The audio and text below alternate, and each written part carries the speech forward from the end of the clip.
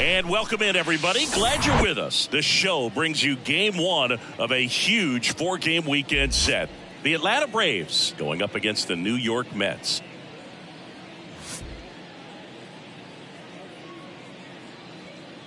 All right, we'll be back to get this one started after this.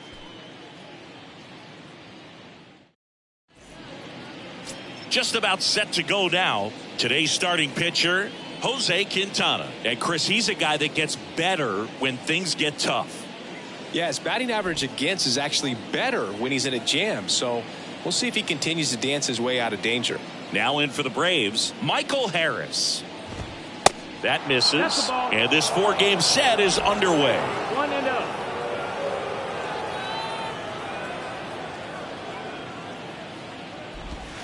And a strike.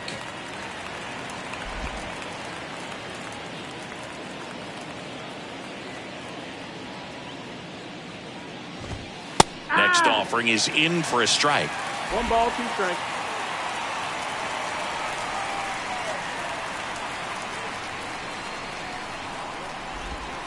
Yeah, the 1-2 misses to even the count. 2-2.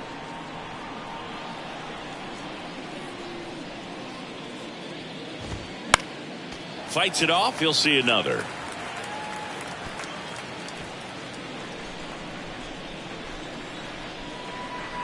Two on the way. Got him swinging. Couldn't hit the fastball at the knees. Oh, there's a small sigh of relief right there. I mean, just to keep that speed off the base paths, it's not just the pitcher, it's other guys that have to think about it. From your infielders have to think about that runner potentially stealing, but also be in position to make a play. As an outfielder, you're thinking about a base hit to the outfield. I got to get to it quickly to try to keep this guy from taking an extra base. So I think everyone just a little more relaxed that he didn't reach base. Next offering is in for a strike.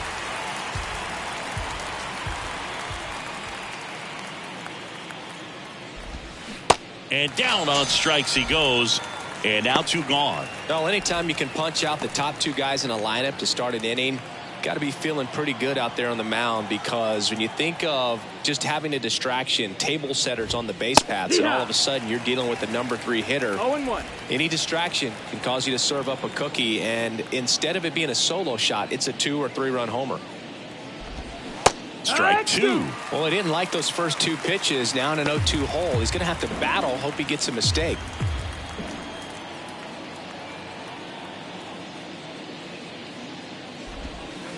Next offering is down low. 0-2 count. You got the opportunity to expand the zone. Could get the chase there. Let's see what he comes back with next.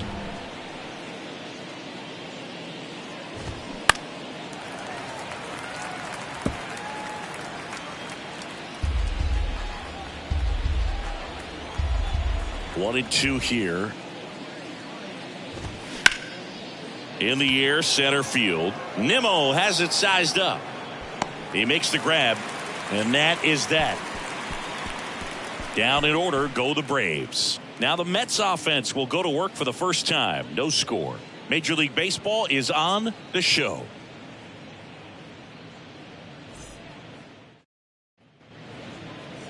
Back here at Citi Field.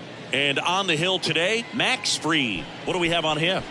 Well, what quickly stands out to me for this guy is that he comes in with a 3-to-1 strikeout to walk ratio on the season. So when you consider consistency, the ability to get swings and misses, and to limit base runners, that's critical in winning games today, especially when teams are depending on the big swing, the home run, to win ball games. Randal Grichuk, the leadoff batter, as he swings through it for strike one.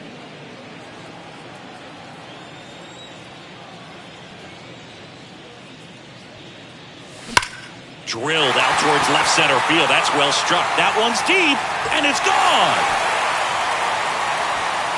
Randal Grichuk goes deep, and that gives him a lead. It's 1-0.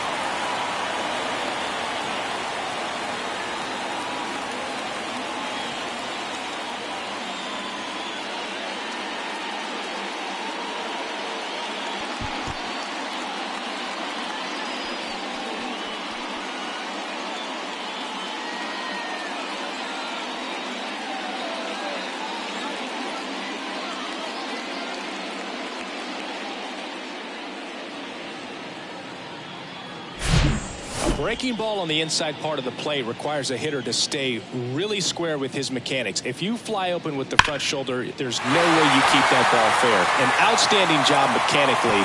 He deserves that home run. And now here's Jeff McNeil. 3 hits last night, so he was a big factor in getting that win. First pitch, and he just misses. Always exciting to see a leadoff home run in an inning. Kind of gets the offense fired up, and you start to expect a big inning.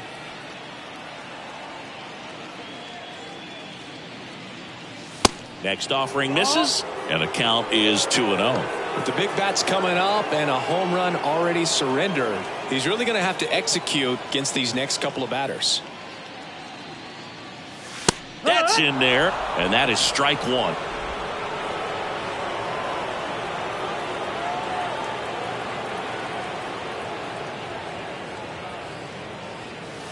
And there's a ball. 3-1.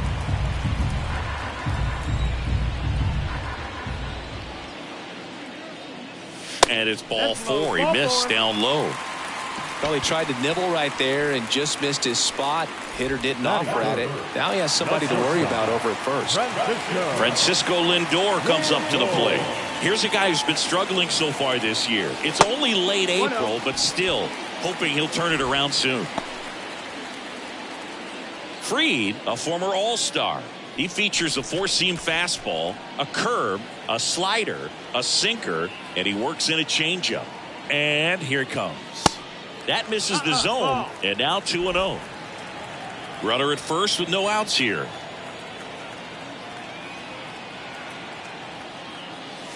And now 2 balls and a strike.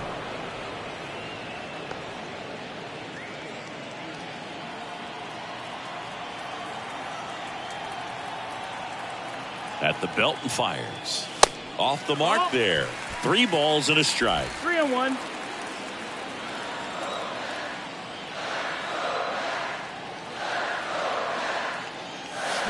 And a swing and a miss there.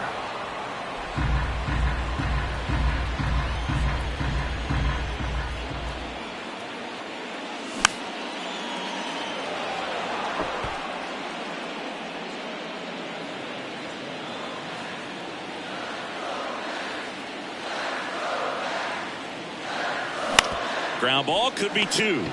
There's 1. On to Olsen. That's 2. Pretty lengthy at bat right there, and usually the hitter wins that battle after seeing so many pitches, but instead the exact opposite, or maybe even worse than that, grounds into a double play.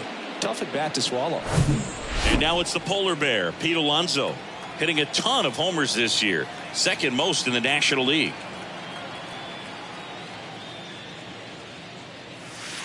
First pitch doesn't find the zone.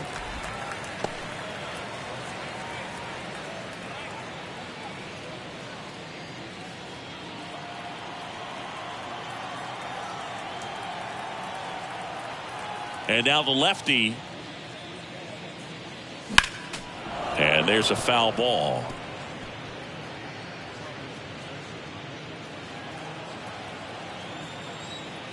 The 1-1. No, that's it.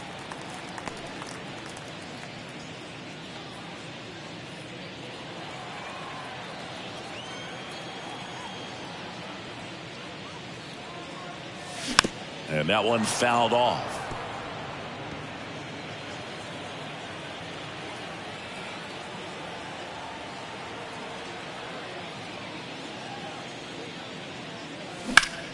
Keeps the at-bat going with a foul ball. Very dominant with that fastball inside. Hitter's going to be conscious of that. Now you have the outer half of the plate to work with out there on the mound.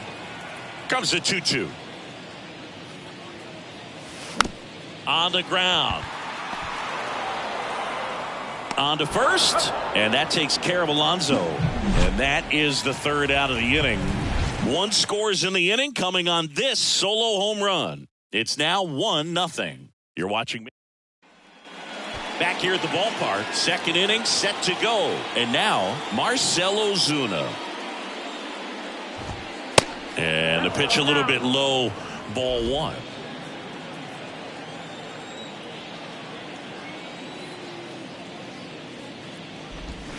Swing and a miss. 1-1. That's strike one. He got away with one there, but he knows he can't go into that spot very often against a guy like this.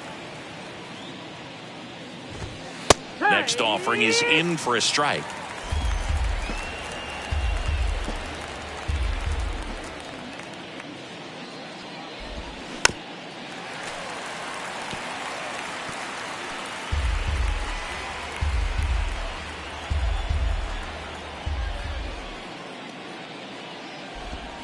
That one missed. Outside, ball.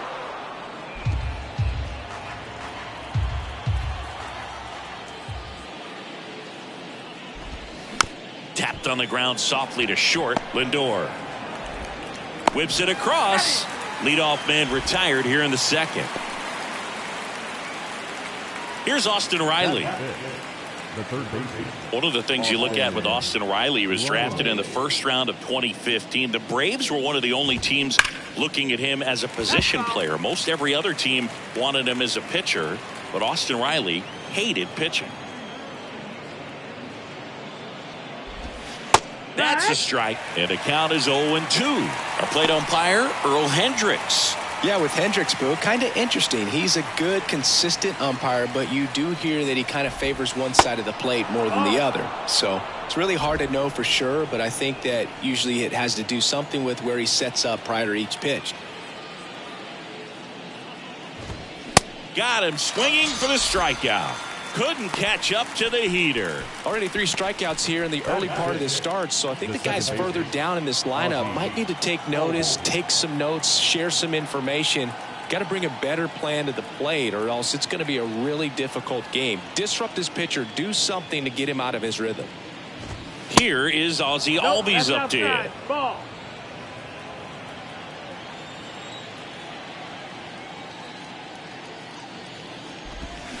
Next offering is in for a strike.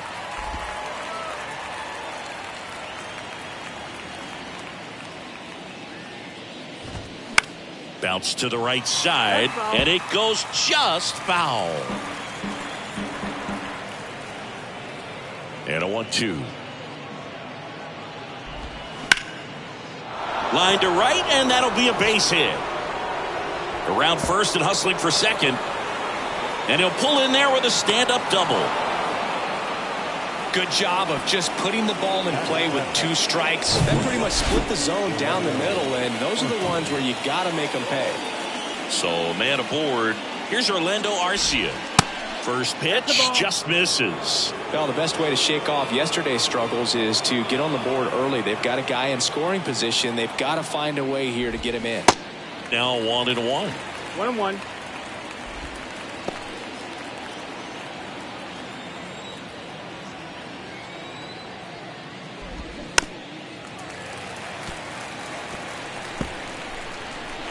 Runner at second, 2 down.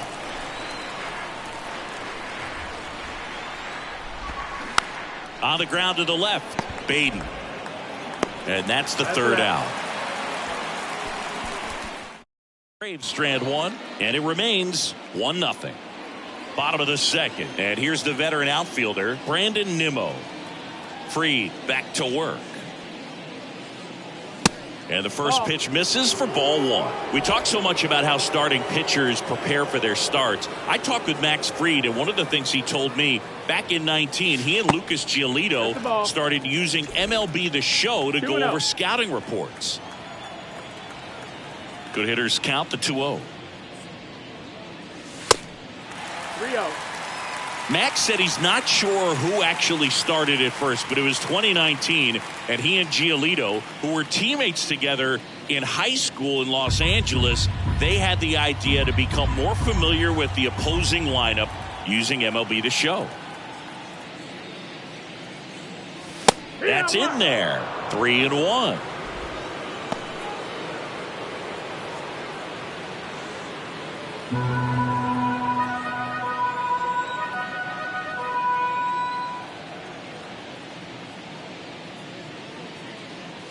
That one misses, so a leadoff walk. Maybe a little loss of focus on the mound right there. Pretty much gifted him first base with a quick free pass. Tomas Nido at the plate.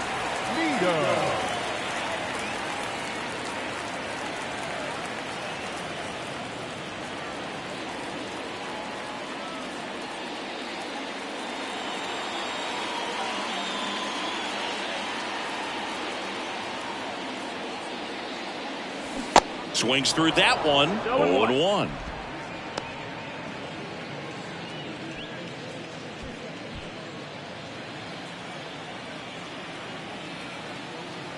And a pitch. Foul ball there.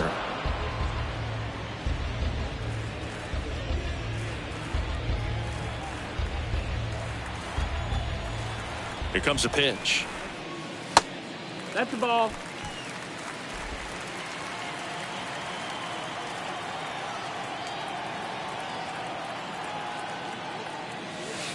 And now it's even up.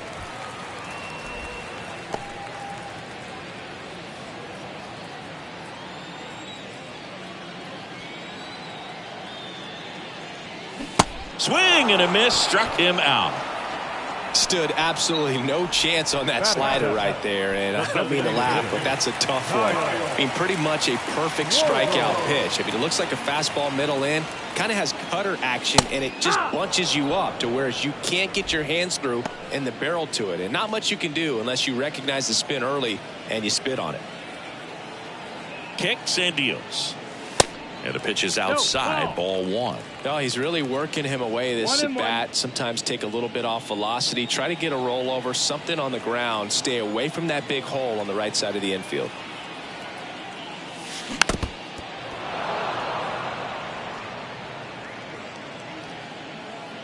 Nimmo at first, one gone.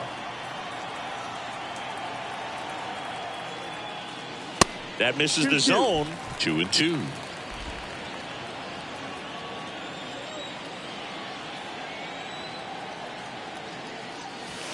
And that's in the dirt. So here we go. Base runner at first, could be running on the pitch. He's got good enough speed to steal the bag to get in scoring position, even if it's a swing and miss at the plate.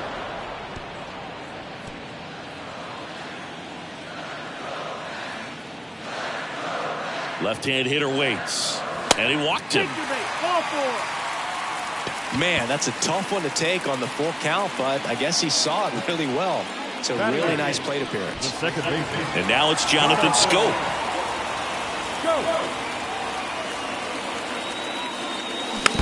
And it's fouled away.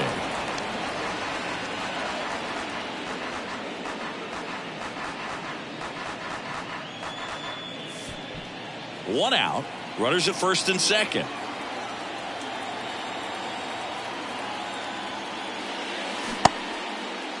Started to go after it.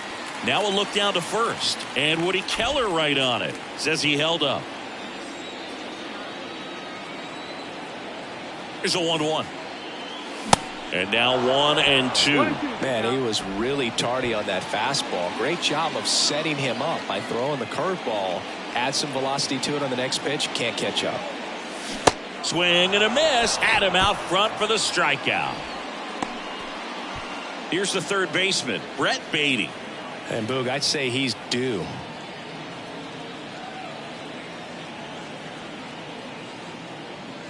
And the first pitch misses for ball 1. 1-0.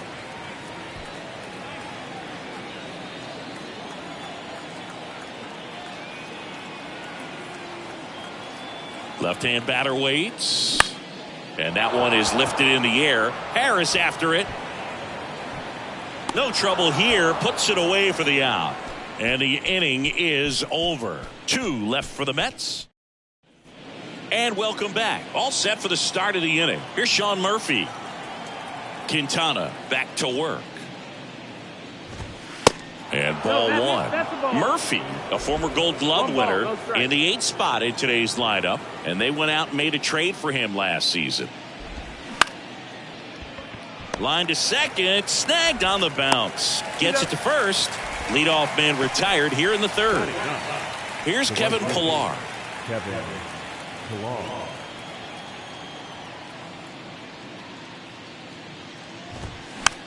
And that one hit to first. And he handles it himself for the out. So the lineup flips over. Michael Harris digs in now. And that's in for a strike. Harris measures 6 feet even, 22 years old. And he's a former Rookie of the Year. In the air, left field. No trouble here. Puts it away for the out. And that'll do it. Go down quickly here. They trail here 1-0. Welcome back as we go to the last of the 3rd. And now the right fielder, Randall Grichuk. That clips the zone. 0-1. 3 straight Gold Gloves for Fried in 2020, 2021, and 2022. Yeah, he's got a ways to go to catch Greg Maddux, who had a total of 18 in his career, 13 consecutive Gold Gloves. Swing and a miss, and he was fooled.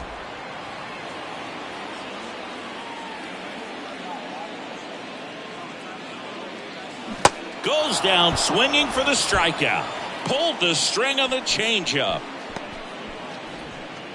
Jeff McNeil stands in. He reached out a walk his first time.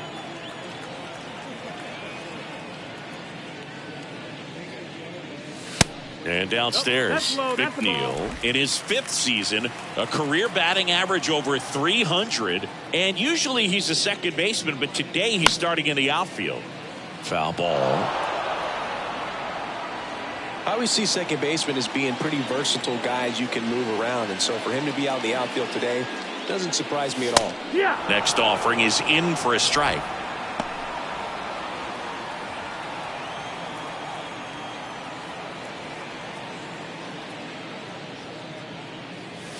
And now the count is even.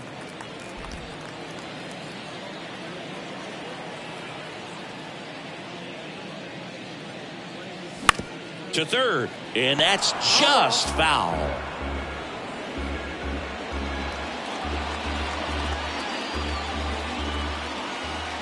One down, base is empty. Up the middle. Over to first. And 2 straight set down to begin the bottom of the 3rd. Now the shortstop, Francisco. Here's Francisco Lindor. He hit into a double play his first time up.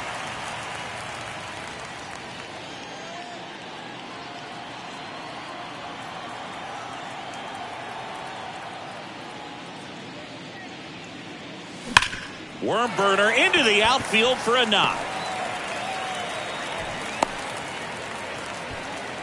Well, a swing like that can help you come out of this struggle. We saw the numbers coming into the ball game, but all he's trying to do at this point is help his team win.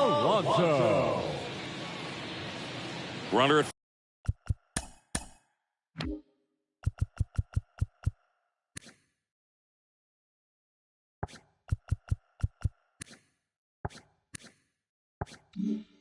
First with 2 away. And now it's going to be Pete Alonso.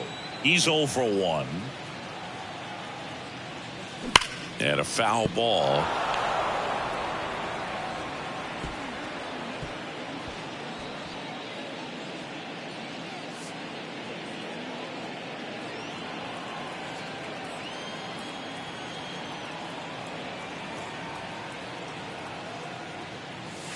That misses. 1 ball, 1 and strike. that's ball 1.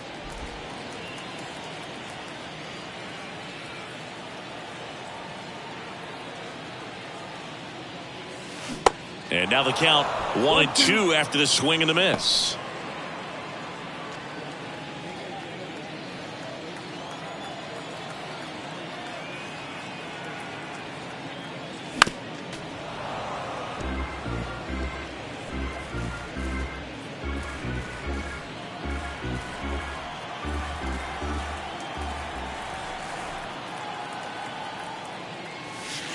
Pitch misses. That's the 2 ball. balls, 2 strikes. It's a good take.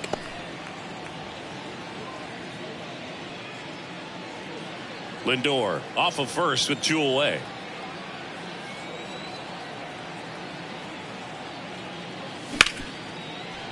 Smash to the left side. And that is the inning. Mets strand 1, but they lead it 1. Back here in Queens as we go to the top of the 4th. And now it's the Braves DH, Vaughn Grissom. That's in for a strike. You know, these Braves, as this game goes on, have to be more disciplined at the plate. So many of their outs have come from weak contact on pitches they're chasing outside of the strike zone. You can't do much of anything with those locations, and that's been true again today. The pitch. Ball, that's down.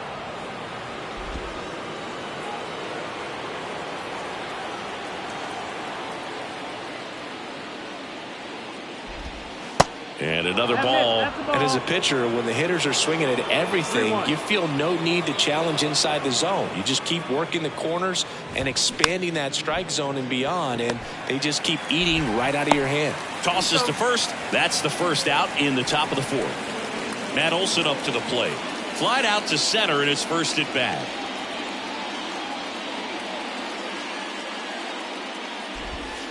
In there, and it's 0-1.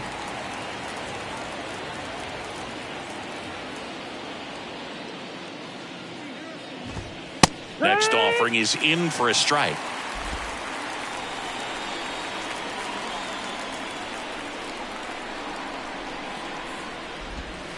That's a little bit low. Well, that's kind of what you expect in an 0-2 count. Excellent job of the hitter to have the plate discipline to lay off of that pitch. Swings and misses. It's a strikeout. He swung over top of the curveball. Here's Marcell Ozuna. Left fielder, Marcell Ozuna. Out to short. Lindor on the run, sends it over to first, and that'll do it. And the Braves go down quietly. Bottom of the 4th, here's Brandon Nimmo. The center fielder, Brandon And a pitch. Nimmo. Swing and a ball popped up. Makes the grab, 1 away. The catcher, number 3, Tomas. Here's the catcher for the Mets, Tomas Nido. He struck out swinging at his first at bat. That one misses in the dirt. Some background on Max Fried. He grew up in Los Angeles. He pitched his high school ball at Harvard Westlake, and he was teammates there with Jack Flaherty and Lucas Giolito. Throw on to Olson. Gets the catcher by a step. The batter, number 2, designated hitter, Kyle Schwarber comes up to hit here. Worked a walk at his first trip to the plate.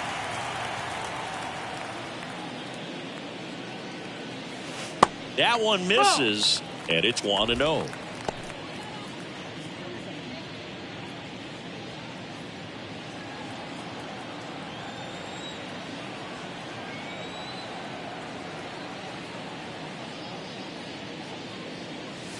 And there's a ball. Nope, ball.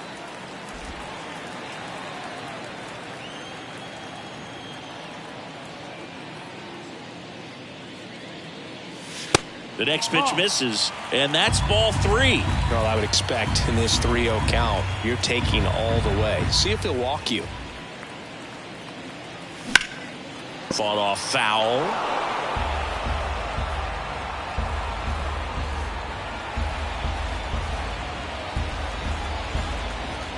And the 3-1.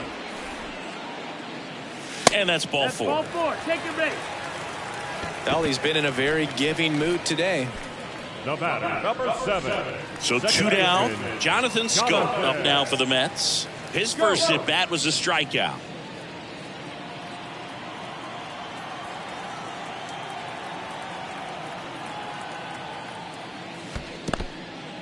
Little trouble with this one behind the plate, but no advance. That's ball 1.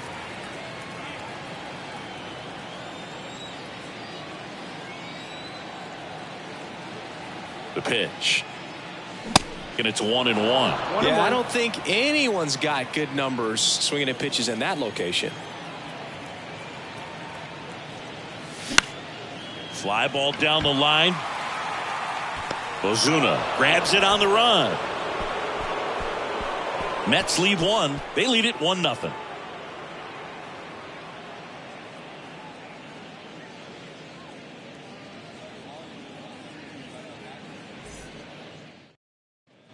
Back here at Citi Field, top 5, John Sciambi with Chris Singleton. And leading it off, Austin Riley.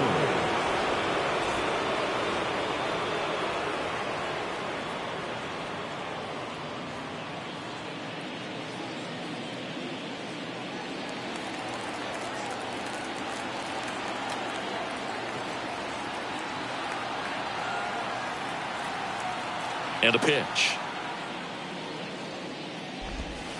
And takes low for ball 1.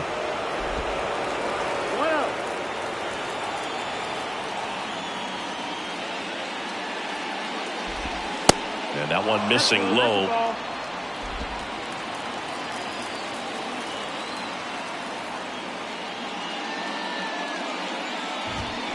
And now 2-1. 2-1.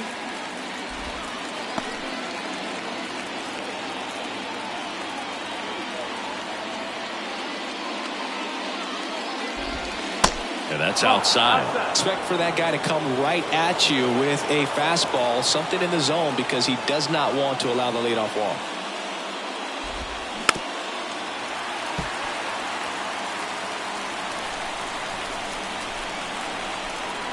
The wind of the pitch.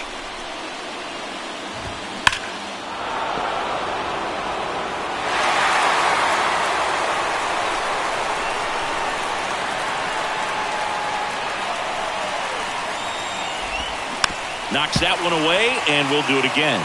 Well, he hasn't gotten the result yet, but he's got to feel pretty confident. 3 foul balls in a row. He's right on this guy.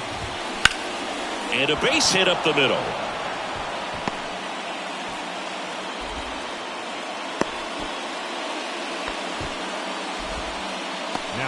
No outs, runner at first. Ozzie Albies up to the plate. Doubled in his first AB.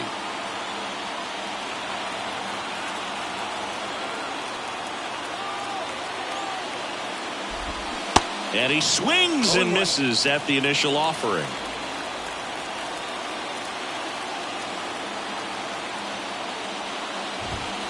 That one missed.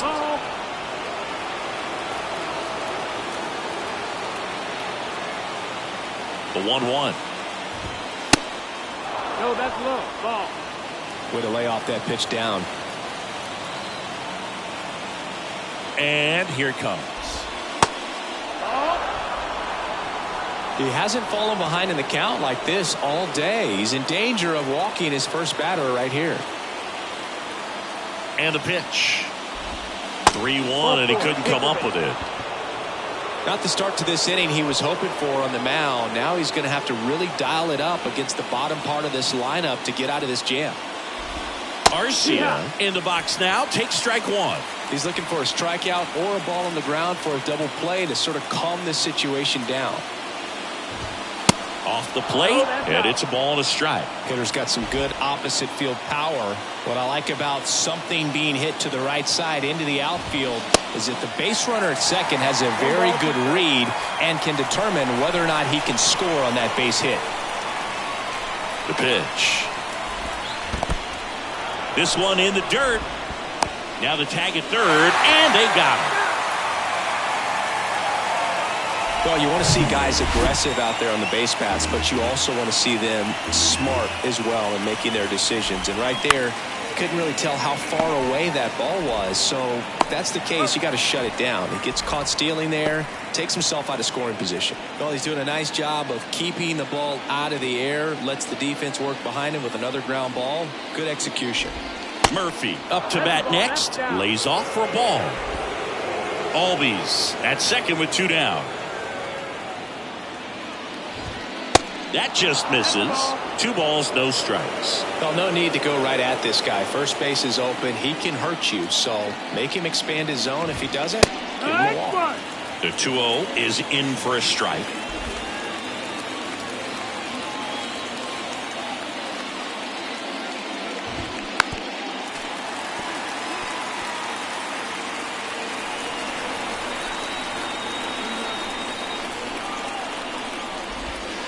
And now the count filled up 3-2.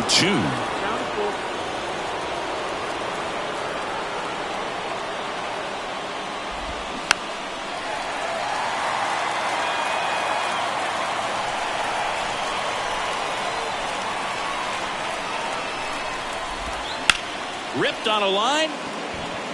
Makes the catch, inning over. 1 left for Atlanta. They're down 1-0.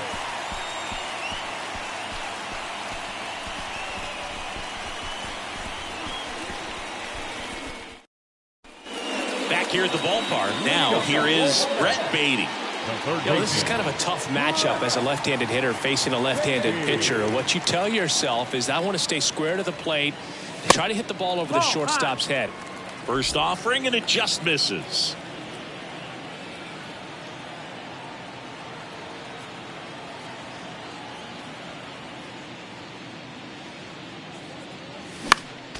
Next offering is fouled back.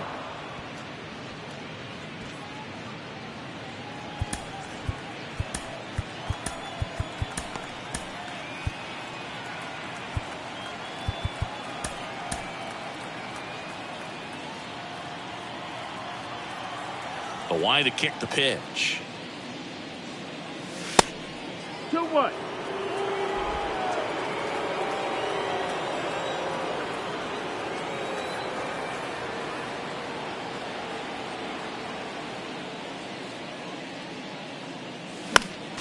Fouls one off. 2-2.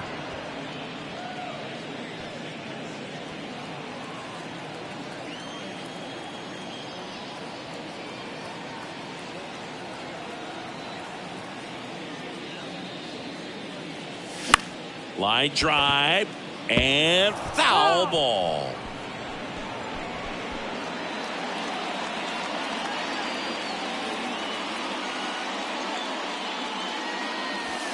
The next offering misses. Counts full, 3-2.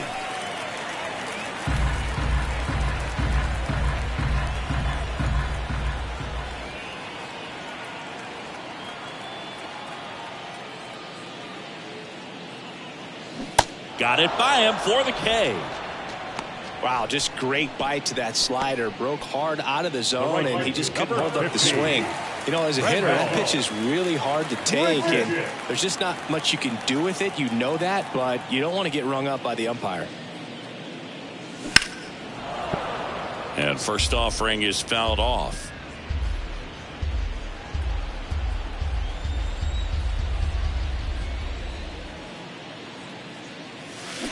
Got the bat going too soon. It's strike two.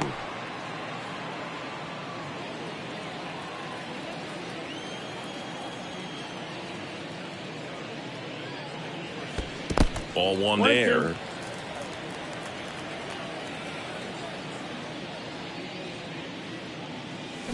Got him swinging. Jeff McNeil now at the plate.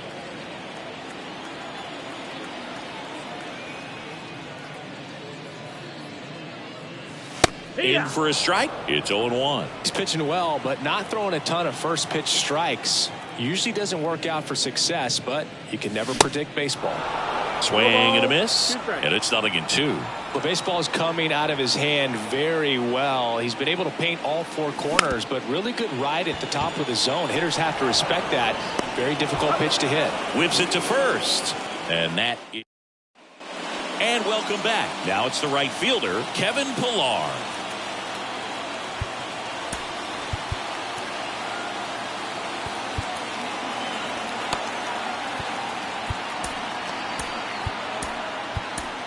Trevor Rosenthal comes on now. Still a lot of game left, and this game could go either way. So this is a big opportunity for him to get some important outs and try to help carry this lead into the later innings. Swing and a miss, and it's 0-1. Power relievers one after another coming out of the bullpen these days. Got to be ready for that first pitch heater. That misses the zone. 1 ball, 1 strike.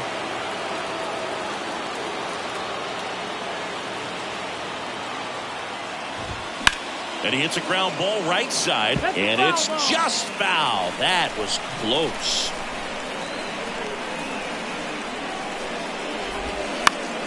Stays alive.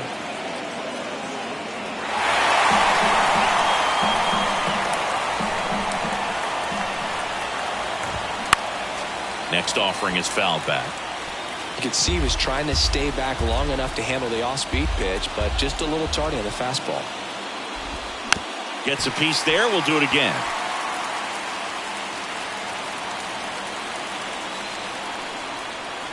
Right-hander kicks, deals.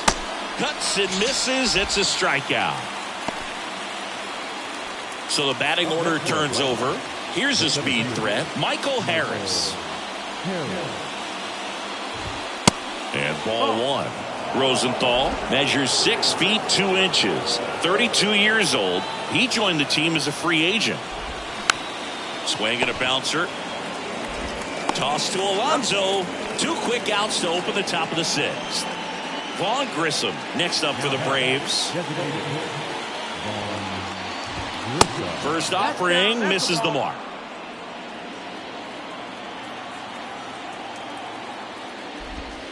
And another ball.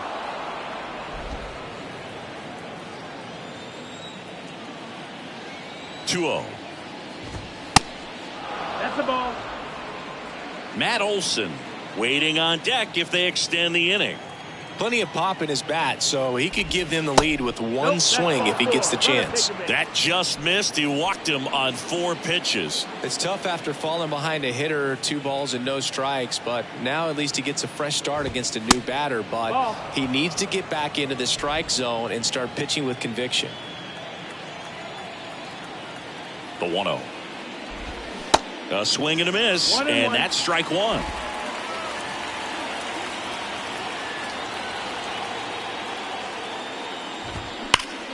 Boots it, but they get the out at first, and that'll do it for the inning. No runs on no hits, no errors, and 1 left on. Heart of the order, 3, 4, 5 coming up. It's the Mets 1 and the Braves nothing.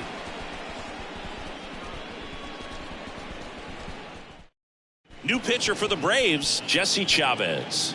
And this could be a pretty critical point in this game. They're hoping he's the guy to keep them within striking distance. Number 60, Jesse Chavez. Now up to hit, Francisco Lindor. 1 for 2. Lindor, multi-time All-Star, 29 years old, a former first-round pick back in 2011. And there's a strike on the outside corner. 0-1. 0-1. Movement in the Atlanta bullpen. Joe Jimenez getting ready to come in for manager Brian Snitker.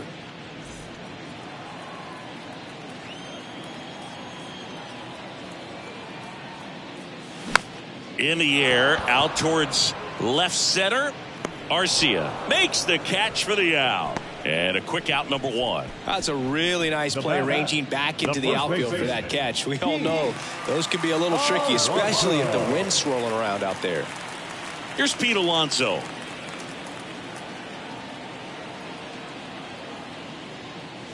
There's a strike.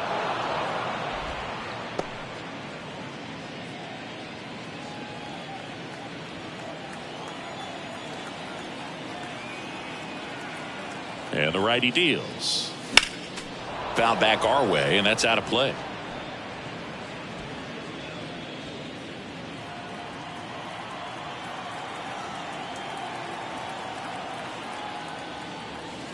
Just outside. It's a ball and 2 strikes. Really good take, especially with 2 strikes. That's off the mark, and it's 2-2. He's trying to stay down in the zone, but the hitter just will not chase. Now back in a 2-2 count, he's going to have to go to something else to get him out. And a curve is down and in. Got a full count.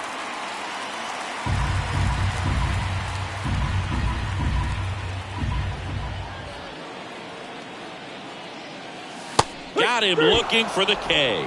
Froze him with the heater at the knees. Next to hit, Brandon Nimmo.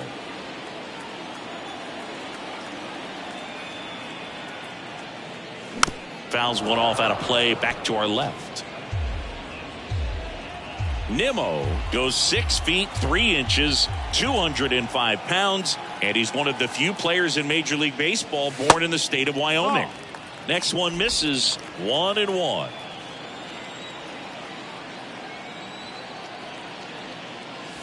There's a strike.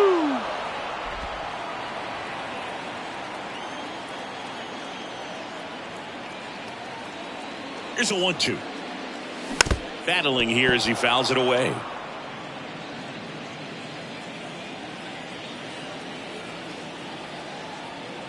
The 1-2. And a swing and a miss. And that's that. Nothing doing for the Mets.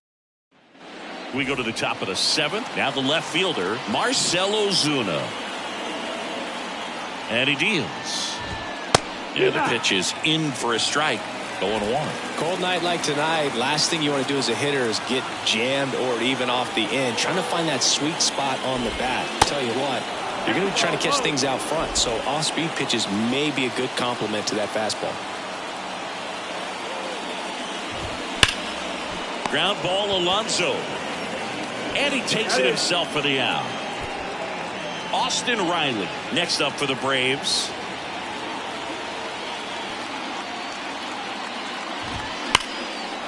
And a base hit into right. And that's going to roll to the wall. Takes the turn. He's digging for second. And now the tying run is into scoring position.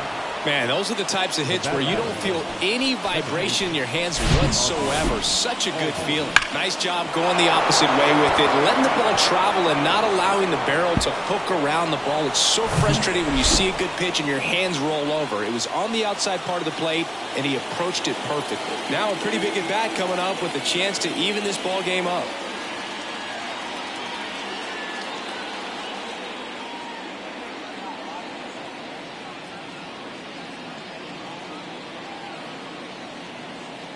Now it's going to be Ozzie Albies. And that's in there for strike 1. With a single base runner, because of all the power, they are dangerous to tie this thing up or take the lead. Next offering misses, and the count is 1-1. Riley over at second, 1 down. Next offering is in for a strike. That was absolute gas. Triple digits on the gun. It's just a different experience as a hitter watching that go by. And it's even up.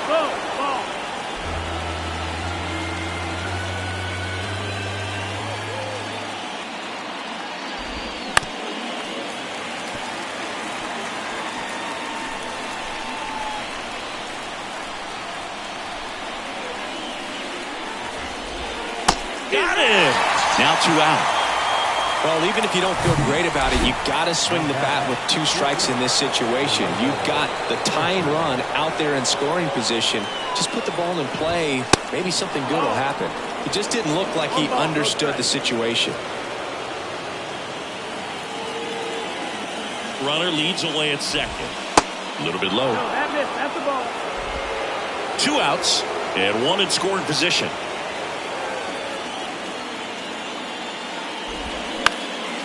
In the air out to center. Nimmo has it sized up. Makes the grab, and that'll end the inning. Braves strand 1. Still behind by a count of 1-0. Please join us with the traditional 7-inning stretch. Here comes a new arm for the Braves, Joe Jimenez. Pretty tight game, so they're looking for quality pitches out of him right here. Got to do his best to keep the score right where it is. And a pitch. Nido stands in here. Tried to hold back his swing there, but went around.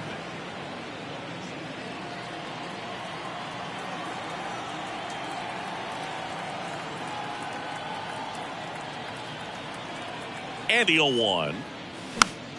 Pop foul out of play off to the right.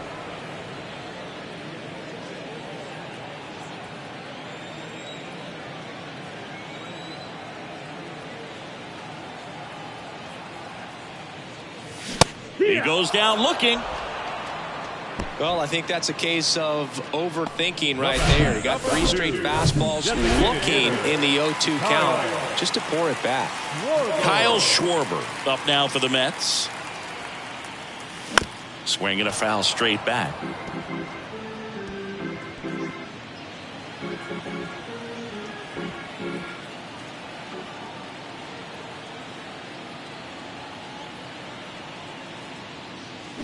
And that is cut on and missed. And it's 0-2.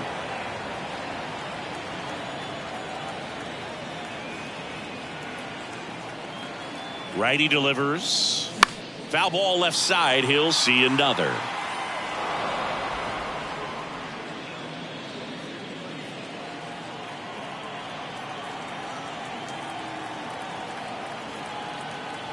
And the right-hander deals. And 1-2. Well, he's not afraid to fall into a 2-strike count. Knows the strike zone very well. So much so that I think umpires will look at him and determine whether it's a ball or strike, if he swings or not.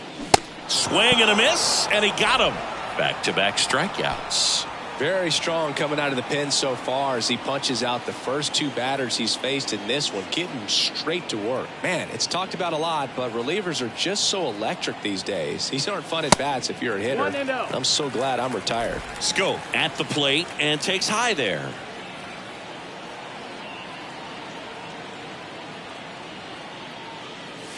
Next offering is downstairs. 2-0.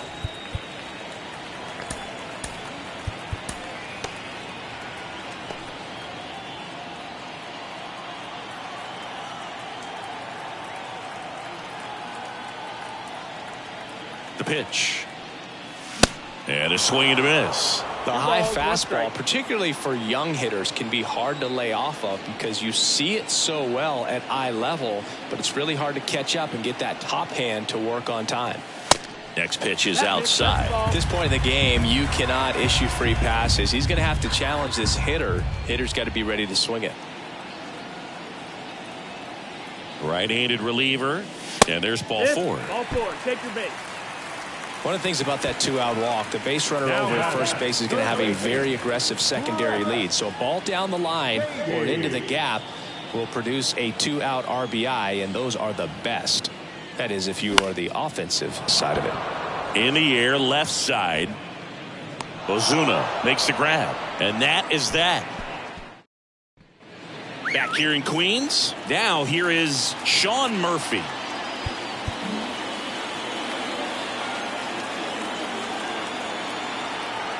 Rosenthal back to work. And that's down and away. 1-0.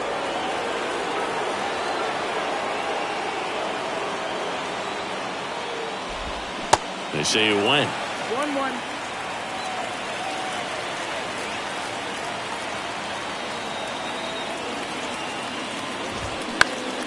Ground ball up the middle. That's a base hit. He puts it in his pocket, safe at first without a play. Well, that was an important at-bat in this game, so great job there stepping up to the challenge. Really nice job staying up the middle with his approach. He didn't try to do too much with the pitch, just shot it through the infield. Taking over on the mound for the Mets, Adam Ottavino. And we all know about his slider. It's just filthy, man. And one of the better ones in the game, I'd say. Spin rate's very high, and it just breaks a ton. That misses, and that is ball one. Murphy on at first, nobody out.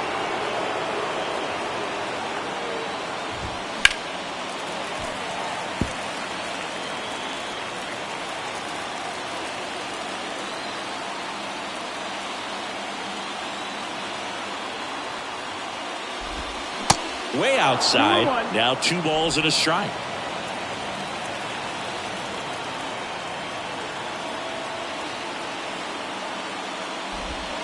Swing and a miss, and that's strike 2.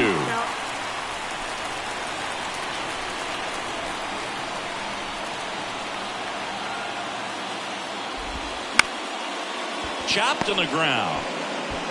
Alonso steps on the bag. First out in the top of the 8th. And next for Atlanta, Michael Harris.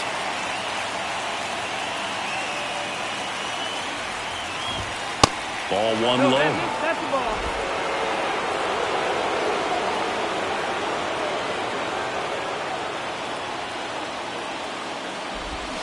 A little out front there as he swings through it. Well, he knows they don't want to give him anything to hit, but when you've got opportunities to drive in runs, you've got to expand the zone. He's capable of going out there and doing damage with it.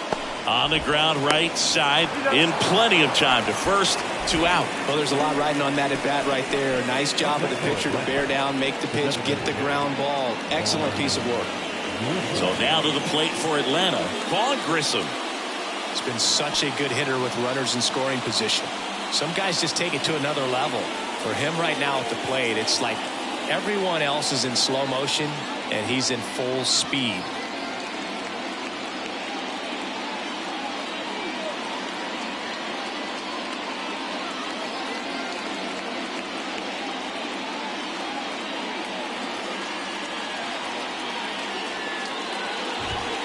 First pitch doesn't find the zone. The tying run is 90 feet away.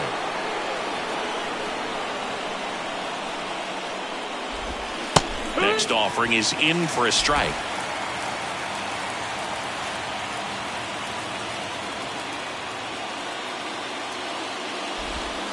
And delivers outside. Pretty easy to give up on that pitch right there. Started on the edge of the plate with the spin. You know it's going to finish well off the plate. That one finds the corner. 2 balls, 2 strikes to count with 2 outs.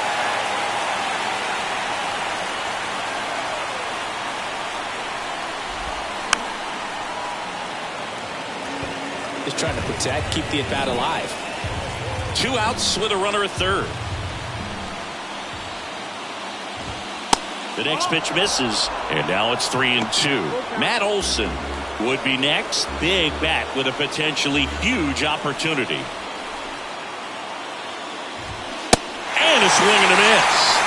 Huge strikeout there.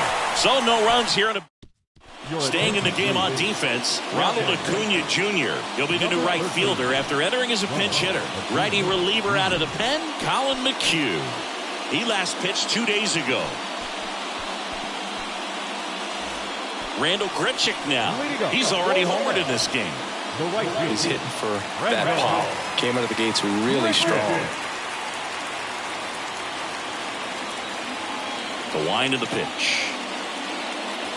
Swing and a miss. That's strike 1.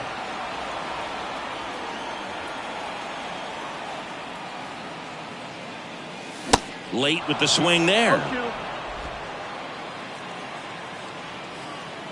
0-2 now. That's inside. Ball.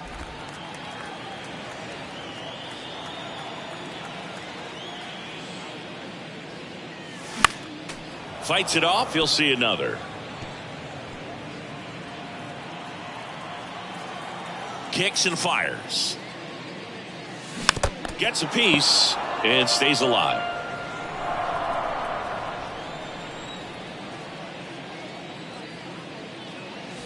Swing and a miss, and he is down on strikes for the third straight at bat. Now the number 2 hitter, Jeff McNeil. Good contact guy, good defender. In there for strike 1. Wow, just a beautiful backdoor slider right there. If you've got any chance of hitting that pitch, you have to wait until the absolutely last millisecond. Just a tough pitch to hit, and not an easy one to throw either. The 0-2. And misses inside.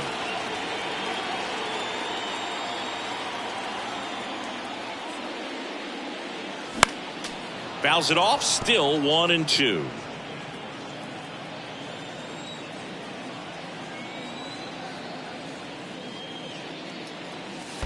And a ball evens the count. This guy's a fun guy to watch taking at bat. He just battles up there. He doesn't take a pitch off at all. Makes it so difficult on the pitchers out there. You can tell they get frustrated with how long it takes to put him away. Kicks and deals. Fouled off again, and it remains 3-2. Good battle here. About to be the 8th pitch of the at-bat. Popped up. Arcia settles underneath it. He's got it, and there's 2 away. And now it's Frankie Lindor. 1 for 3.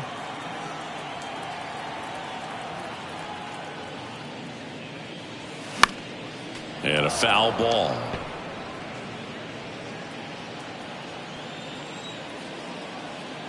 Oh, 1 down. Swings and misses at the pitch off the plate.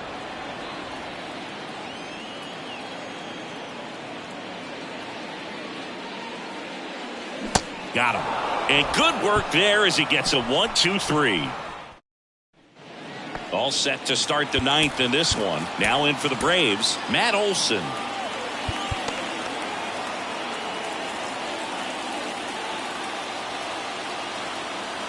The pitch. Good eye right there.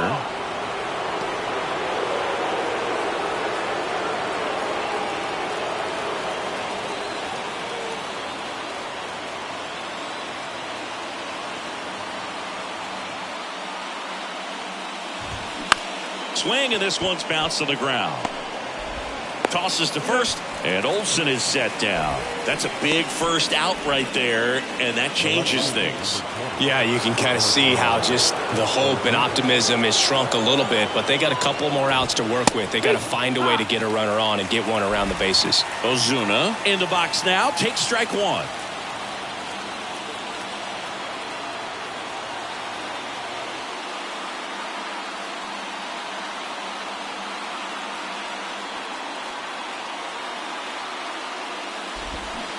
And he's down 0-2 as he swings through it.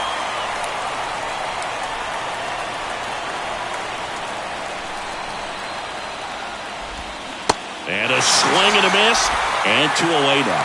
Well, that slider down and away, it's just kind of a slow death. With 2 strikes, you're looking to protect, and halfway to the plate, you know you've committed, and you know you're going to have no chance of touching it. Tell you what, sometimes you just have to tip your cap. Riley in the box now, no balls and a strike.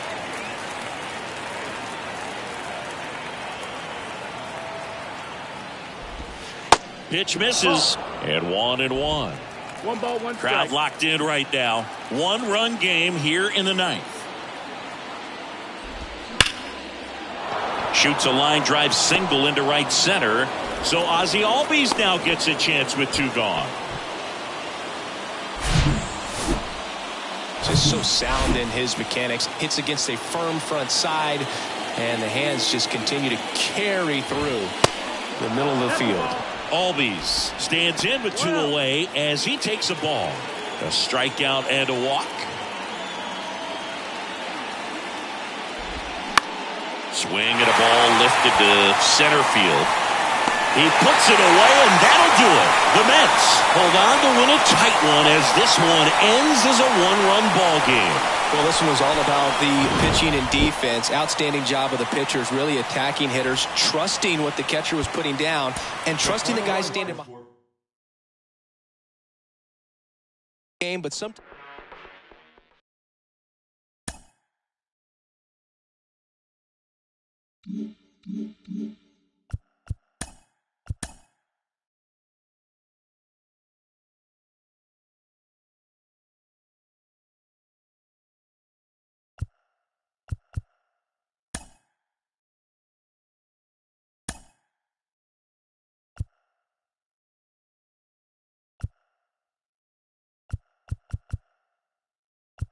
Welcome to your Saturday edition of Inside the Show. I'm Justin Allegri. Starting off in the National League East, the Mets allowed only 5 hits in the game as they took down the visiting Braves 1-0.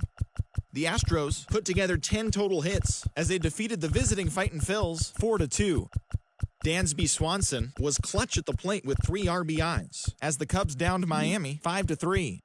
The Pirates allowed only 5 hits as a staff as they took down the Nationals in Washington 3-1. Rowdy Tellez plated 3 runs on the day as the Brewers took care of the Angels 3-2. Ryan McMahon collected a total of 4 driven in, leading the Rockies to a win against the Diamondbacks 5-3. Will Smith was a clutch performer at the dish with 4 RBIs, helping lead the Dodgers past the Cardinals 6-2. Julio Rodriguez collected 6 runs driven in on a total of 3 hits as Seattle defeated Toronto 10-3. The Guardians combined to give up just 5 hits as they took down the Red Sox on the road 2-1. The Rays launched 3 home runs as they beat the White Sox on the south side 8-3. The Tigers amassed 14 hits in the game as they took down the visiting Orioles 3-0. The Twins combined for a 4-hitter as they grabbed the win against the visiting Royals 3-1. The A's combined for 10 hits as a team as they grabbed the win against the visiting Reds 5-2. Josh Smith had a home run and 3 RBIs, helping the Rangers claim a win over the Yankees 4-3. As always, thanks for tuning in. That's all we've got this morning. Enjoy the games later today, and we'll see you tomorrow.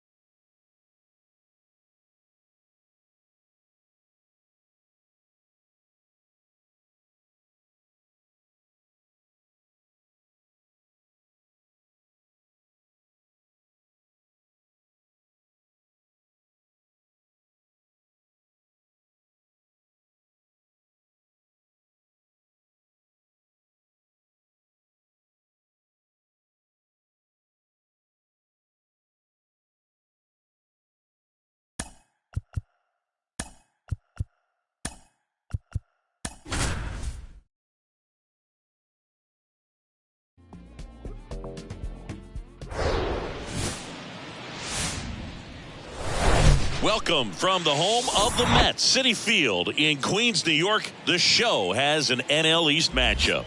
The Atlanta Braves going up against the New York Mets. First pitch coming at you right after the break.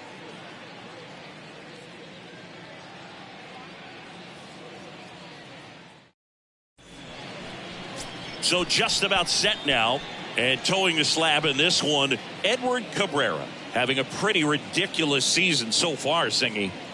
Yeah, you see there with the sub-2 ERA, very dependable guy, and he's been pretty much lights out so far this season. So, when a guy like this takes the mound, Boog, I'm expecting to watch him get into a rhythm quickly and just move through a ball game. Sometimes you can see some big strikeouts. Other times it's hard to even know he's there because the innings go so quickly. The wind and the pitch. Michael Harris stands in now, looks at that one inside.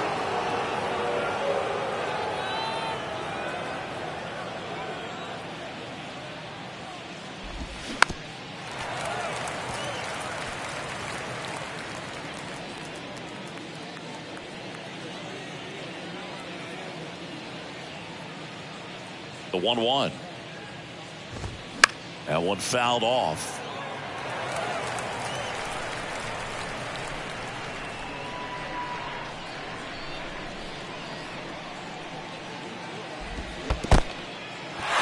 In the dirt, Alvarez down to first, gets him.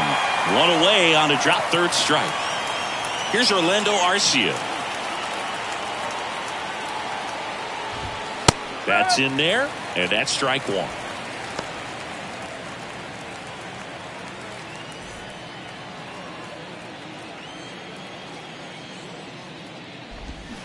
Swings through that one out in front that time. Man, he really sells the changeup with that arm action. Next offering misses down and away. Really good slider. He's up there just hoping that it ends up off the plate away.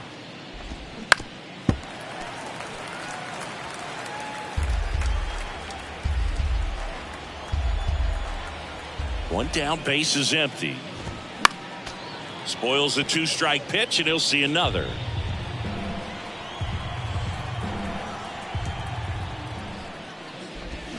Swings and misses, struck him out. Well, that's always the key to effective pitching, is getting ahead in the count. And as a pitcher, it really allows you to start expanding the zone. Guys become defensive, and all of a sudden, for the hitter, that plate starts to get really wide. And what happens is, because of the pressure, you end up committing to a pitch as a batter before you recognize what it is, and that's what leads to the strikeout. Next offering is down low.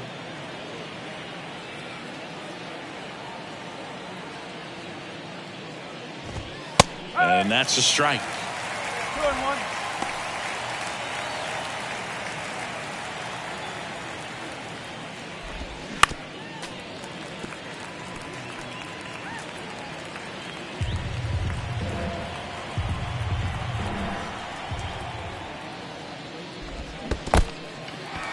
In the dirt, throw to first. In time, the 2-3 strikeout ends the inning. It's the Braves nothing, Mets coming to bat. Back after this on the welcome back. And on the mound in this one, Bryce Elder. And Chris, pitching on the road has not been particularly kind to him. Yeah, and you don't want to be too quick to say that he can't pitch on the road. Sometimes, it's just a matter of luck. It's not having a feel. Difference between the bullpen mound to the mound out there on the playing field. Don't know what it is, but I know this. He's got good enough stuff to overcome and get it done on the road as well as at home. So we'll see what he's able to do in this one. Line drive, base hit, and that's going to roll to the wall. Now he turns and heads for second. And he's got a leadoff double. Just so sound in his mechanics. Hits against a firm front side, and the hands just continue to carry through the middle of the field.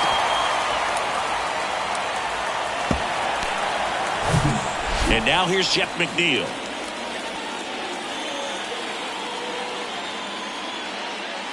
Ball one, no strikes. Marte stands at second with no outs. That one not close. 2 balls, no strikes to count. Appears they're working around him with the base open, Singy. Well, you know, these 2-0 counts, Boo, they're just not what they used to be, and we sound like old guys when I say that. But ultimately, this is a strategic game, and you expect to see this type of approach by the pitcher in this situation.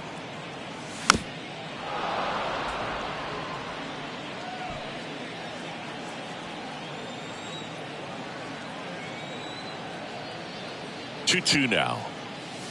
Foul tip into the mitt, struck him out. Oh, there he gets the slider in on his hands, and it just eats it up. You know, it's hard to get the bat around on a pitch like that in tight. You just feel like you're crowded on the inside part of the plate. Can't get any extension. That's one he definitely should have laid off of. Here's Francisco Lindor. And he swings and misses, and it's 0-1.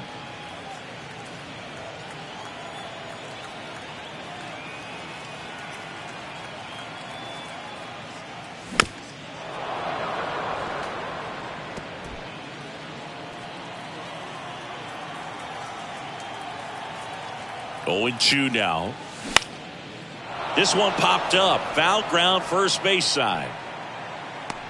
Tarno hauls it in for the out. And there's 2 down. Batting 4. Here's a Mets lineup now. They're dealing with a sinker specialist on the mound, which can be a big-time challenge when he's right and working mostly from the knees down. Well, I think the approach you take is really try to lay off of those pitches down in the zone until he gets some called strikes and then forces you to go after that pitch. Until then, make him elevated, because guys that throw those sinkers, those 2-seamers, really hard for them to be effective up in the zone. Those are pitches you can hammer. And when you get a cookie, you don't want to miss it. That misses, and now it's even 1-1. Runner at second, 2 down.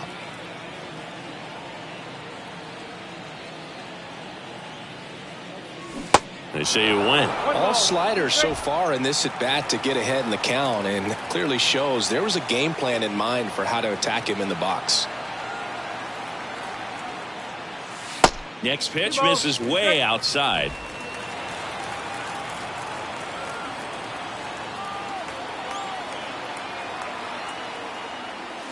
Struck him out swinging. Couldn't catch up to the. Back here at Citi Field, top of the second, and now it's Matt Olson's turn to hit. He swings and misses at the first pitch. 0-1. Matt Olson, a guy who grew up in the Atlanta area, went to the same high school that produced Jeff Francoeur, and in fact, Jeff's mom was one of Matt Olson's teachers in grade school.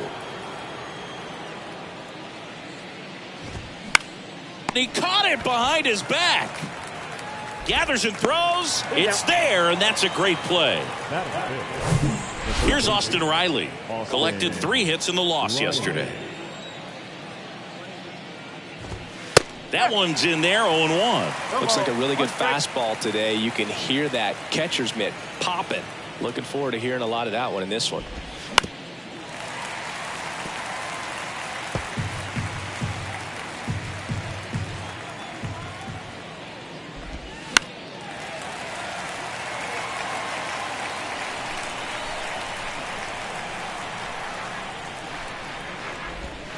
Pitch misses there, and the count 1-2.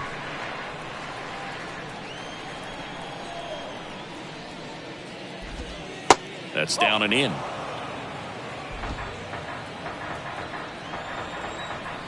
And now 2-2. Swings through it, and that's a strikeout. Well, he's really dialed in, and this offense is going to have to do something to try to break that rhythm. Maybe it's square around the bunt, step out of the box, agitate him a little bit, do something that just changes what's happening right now, because at this pace, it's going to be a long game, so you got to figure it out quickly. There's the strike.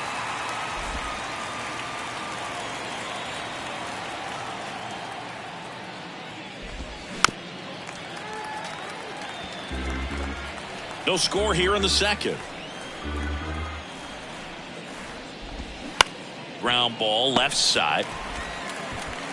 And that is that. So they go quietly there. We go to the bottom of inning number 2. We're tied 0-0. We head to the bottom of the second, and here is Brandon Nimmo. The center fielder. He's someone that you might not describe as having elite level speed, but he can absolutely move, and it is a factor in his game. Well, this guy's definitely a plus runner, but what I love about him is that he goes all out every single time, never takes a break. It's guys like that, even though they don't have the elite speed, the fact that they're consistent with it, they make moves on the base paths. 1-1 now. And that one fouled off.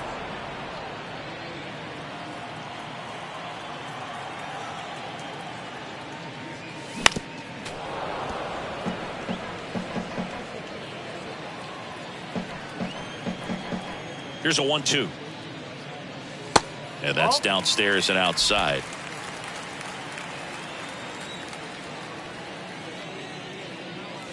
Cuts on it and misses. That's a strikeout. Couldn't hit the fastball at the knees. Francisco Alvarez up now for the Mets. In there, and it's 0-1.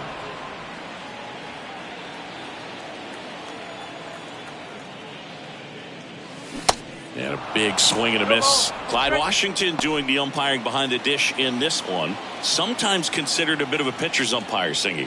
He likes the low ball, which traditionally favors pitching, but you know, hitters today are pretty good at dropping their barrel down, so we'll see how it goes in this one. Kyle Schwarber comes up to hit here. First offering misses badly for ball one. What about an umpire's height? How much of a role does that play in your experience and what the strike zone is like?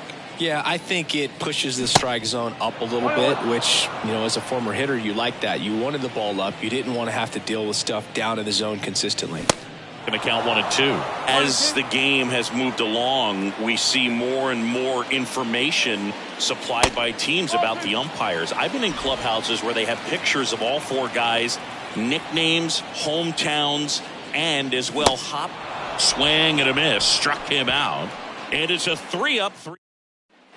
And welcome back onto the third inning. And now Ozzie Albies. First pitch, and he just misses. Ozzie Albies, a young guy that's putting together an impressive resume. Already 2 times an All-Star, twice he's won the Silver Slugger, and he's one of the smallest players in the league. That's in there. Now 2-1. Yeah, but he packs a lot of punch in that bat, especially from the right side. This is a guy that had 4 grand slams before his 23rd birthday. The only other players with 4 grand slams before their 23rd birthday: Ken Griffey Jr., Eddie Matthews, Ted Williams, and Giancarlo Stanton. On the ground. Can't glove it cleanly.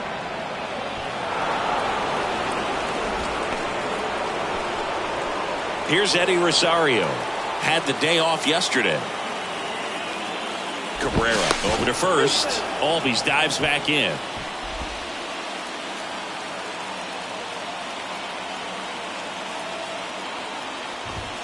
And a strike in there. Nobody out. Runner at first. Check on the runner. Albies back on a dive.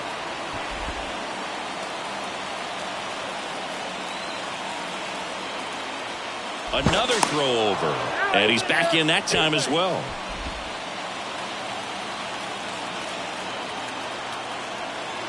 The pitch. And that's in for a strike. With 2 strikes. May see some movement over there at first base. Try to stay out of a double play here. Next pitch misses. 1-2 to count. 0-2 curve right there. Hitter kind of expects that, and good job of just showing that confidence and trying to get back into this count. Swing and a miss. Struck him out. Couldn't catch up to the heater. And now it's Travis d'Arnaud at the plate.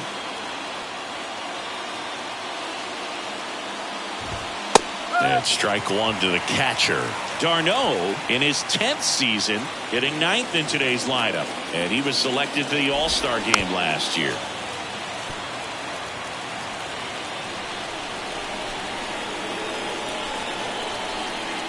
Albies on the move. Swing and a miss. Throw safe. Michael Harris next up for the Braves. 0 for 1 so far. Now this is in the air down the line. McNeil puts the squeeze on that one, and that'll end the. Ready to go for the last half of the inning. Here's Luis Guillorme. And a pitch. Check swing, tried to hold up. Now an appeal to third. And Ed Drummond right on it, says he held up. And a ground ball to first. Olson takes it himself. One up, one down. And now it's Jonathan Schoop. Hitless yesterday as they only pushed across one run. Swings and misses. Strike one. Schoop, a member of the 1,000 hit club, and he's a native of Curacao. Swing and a miss. That's strike two. And the 0-2. In the dirt. Schoop gone to the play. Well, take a look at the three-pitch sequence here. Pretty simple in terms of putting them away at the plate. Once you're ahead 0-2 as a pitcher, you can really expand the zone and see how aggressive that hitter is going to be trying to protect and battle. And right there, clearly he was in swing mode, but all you can do is hope to foul that off. Next offering down low and in the dirt.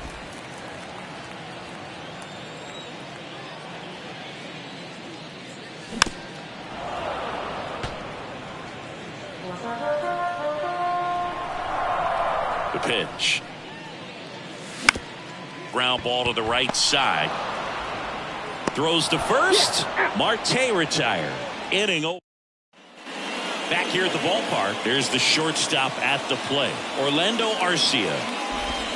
That one's in there. Strike one. You know, these Braves just lacking discipline at the plate in this ball game. They're chasing a lot of pitches outside the zone, and those chases are turning into a bunch of outs. Can they turn that around and stay within the zone?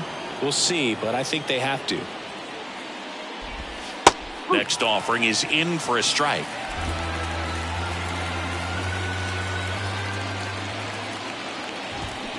And a foul ball. He stays alive. The idea was right, looking to locate that fastball up and in. He just missed his spot a little bit. Hit weakly on the ground. Schoop tosses to first, and one gone in the fourth as they get the leadoff man. And now it's Ronald Acuna Jr. Scoreless here, but now he's got to deal with a guy who's got some power. Got to be careful when you're talking about a hitter with this type of slug and these type of home run totals. The next offering misses, and the count even 1-1. So, Boog, you're the fashion police. What do you got on Ronald Acuna and the way that he accessorizes the uni? Oh, Siggy, I dig it. The break. Oh, and a great stop. The throw. He's in there. Siggy, that was a close play, and it looks like they're considering challenging the safe ball. Really close, Boog, and tough to tell in real time. We weren't sure, so you really can't blame him for wanting to take another look.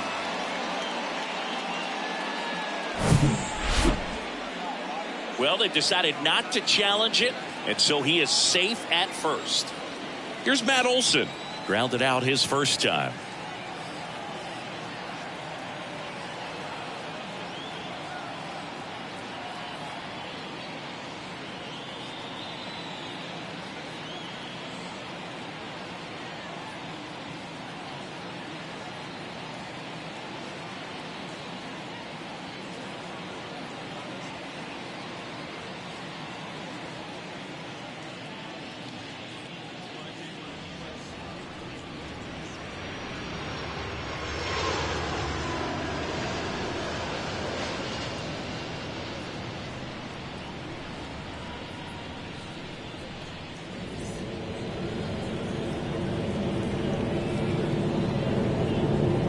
Here comes the pitch. Runner breaks for second. Ball misses. Throw to second, and great jump. Well, we all know this team is struggling right now, and sometimes you just got to do something different to generate some offense. A little more aggressive right there to put the pressure on the opponent. Dives back, and he's out.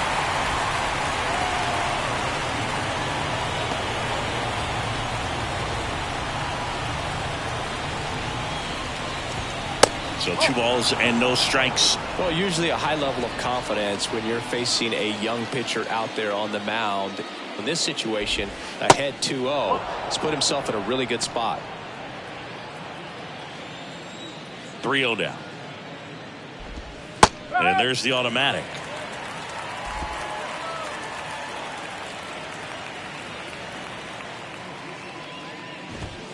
And that one is in for a strike. 3 balls, 2 strikes.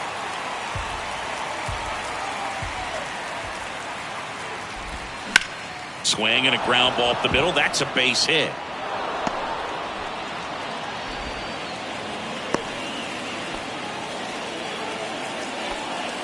Just kept it simple. Played pepper with the middle of the infield and took it back where it came from, and there's just no one there to knock it down. Riley stands in now and watches strike one. Struck out swinging his first time.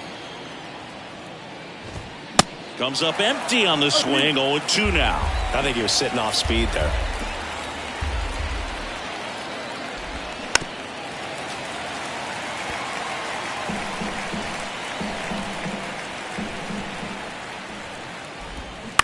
Bounce to the left side. Lindor. Now a jump throw. And that is that.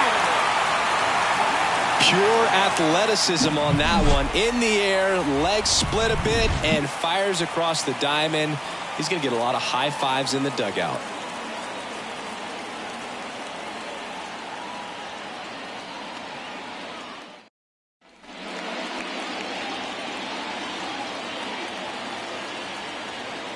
Elder back to work. And there's the strike. Well, these Mets, as this game goes on, have to be more disciplined at the plate. They're chasing a lot of pitches outside the zone, and those chases are turning into a bunch of outs. Can they turn that around and stay within the zone? We'll see, but I think they have to.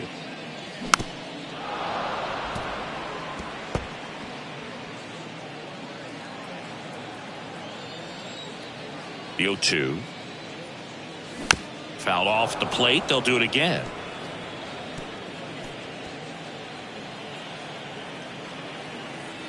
Here's the 0-2. And that's outside.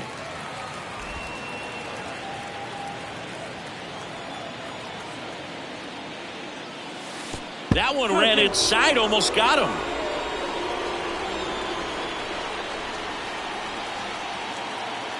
Righty to the plate. Spoils that one, and it remains 2-2.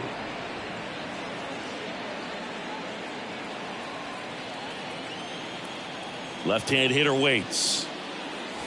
And it's filled up. He should get a pretty good pitch to hit here with 3-hole hitter coming up if he's walked.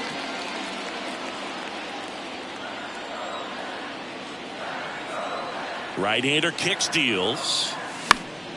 Stays alive.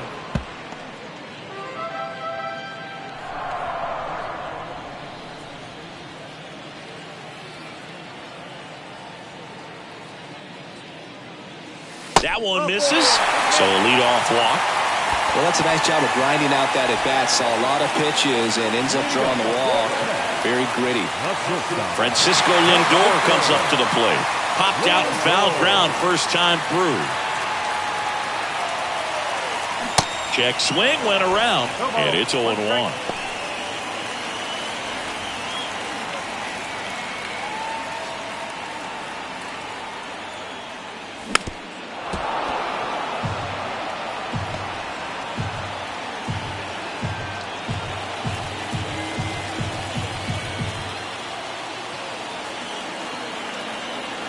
And the pitch. Gets a piece there. We'll do it again.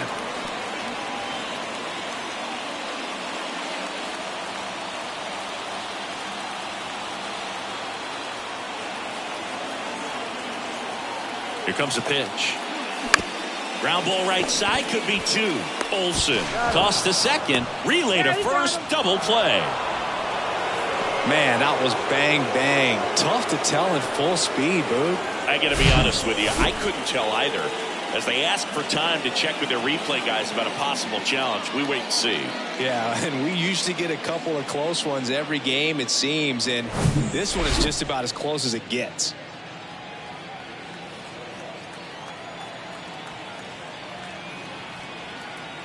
And now it's the polar bear, Pete Alonso. Swing and a miss. Slider right there.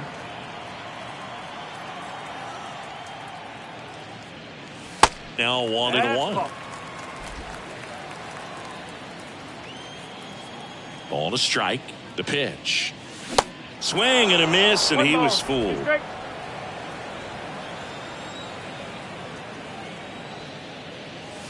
And now the count is even.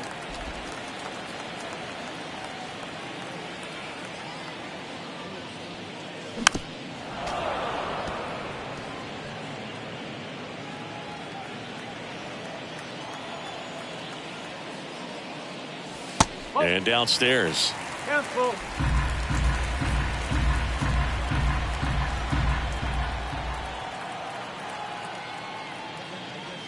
The right-hander gives up the 2-out walk. What a battle. It's not always easy laying off a 3-2 pitch, and I tell you what, he earned that walk. Man at first. Here's Brandon Nimmo. 0 for 1. He struck out swinging last time. Swing and a tapper that rolls foul. Alonso leads off first with 2 down to the inning.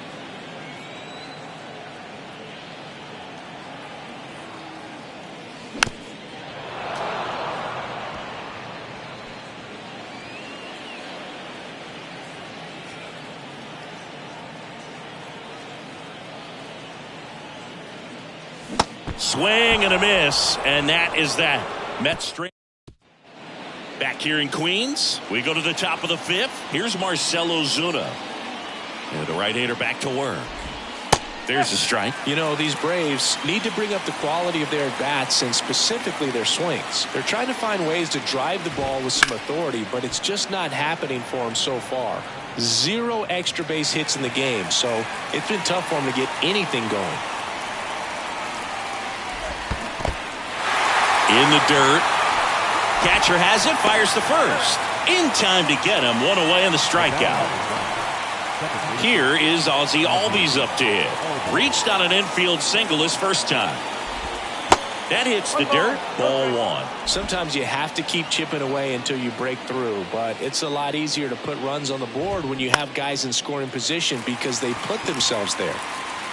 Marte makes the grab, 2 down. Maybe caught that one off the end just a little bit. Couldn't quite barrel it up enough to really drive it. Here's the left fielder, Eddie Rosario. And that one wrapped foul.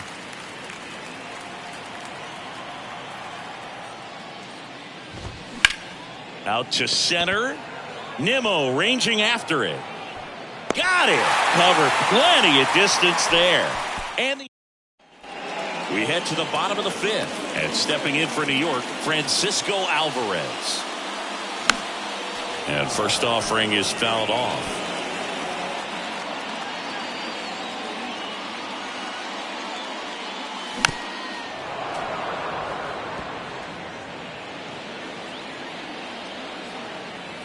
The 0-2. Good eye right there. 1 and 2.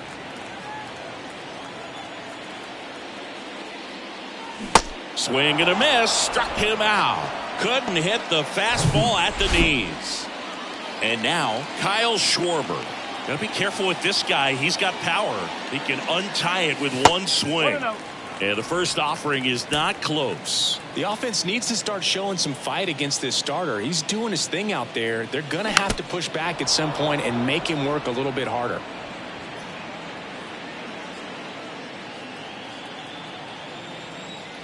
And a pitch. And a count 1-2.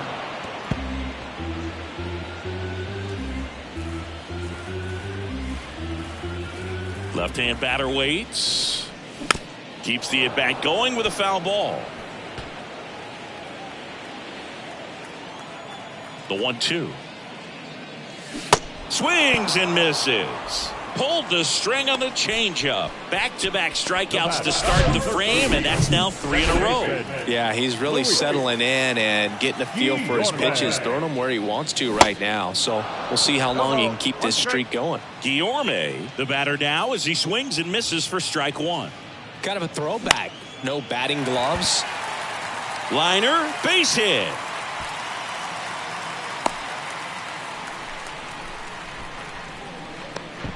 Two outs, runner at first. And next for the Mets, Jonathan Schoop.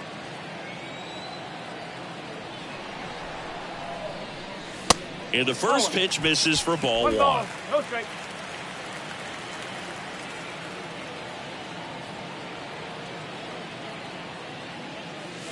Outside corner, there's a strike. Guillorme off of first with 2 away.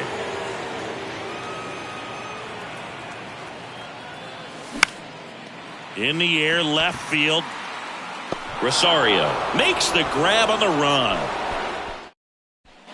Welcome back. Top of the 6th inning. And now the catcher comes up to him. Travis d'Arnaud. 0-1. One note on Travis d'Arnaud. He was drafted by the Philadelphia Phillies in the first round. Twice he was traded for Cy Young Award winners. Roy Halladay as he moved from the Phillies to the Jays, and then on from the Jays to the Mets for R.A. Dickey. Next pitch is downstairs.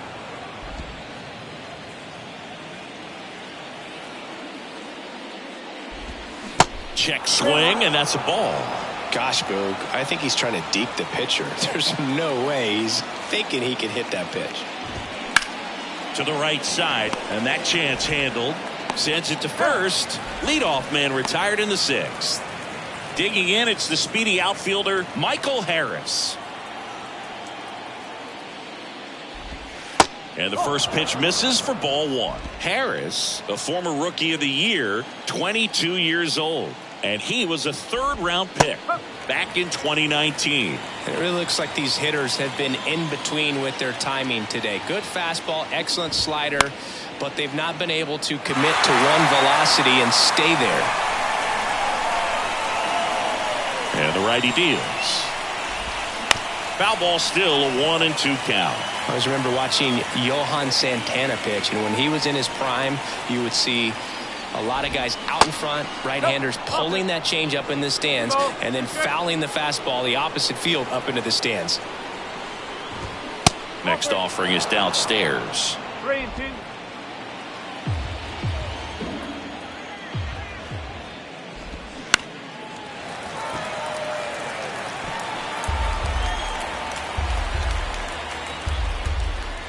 3-2. Swing and a high fly ball to left. McNeil drifts towards it. Hauls it in for the out. The bat, number 11. Shortstop. Now it's the shortstop, Orlando Arcia. And that one just misses. A ball and no strikes.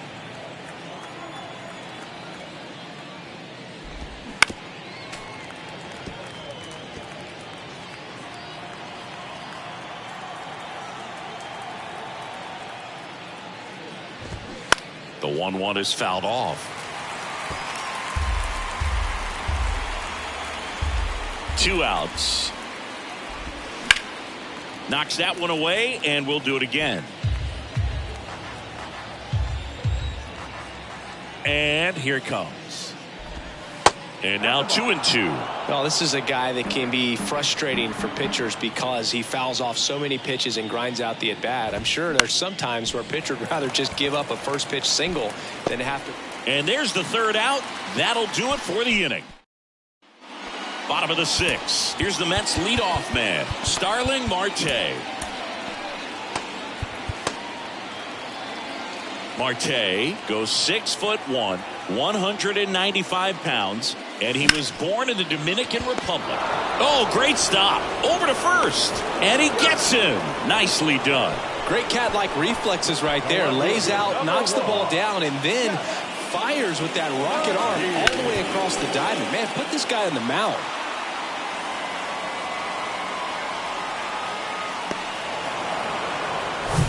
Jeff McNeil stands in. First offering misses the mark. 1-0.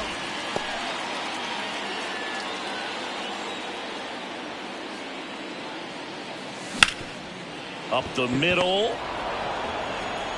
Fires over to first. 2 up, 2 down. Now up to hit Francisco Lindor. Francisco Lindor. That one off the mark. 1-0. You can expect this hitter to be looking for something on a tee. He can get up in the air and untie this ball game. Next offering misses, and that's ball 2.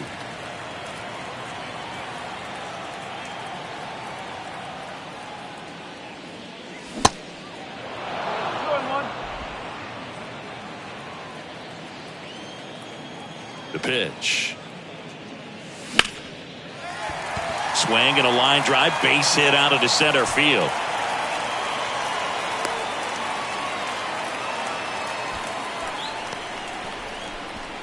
Now back. Here's Pete Alonso.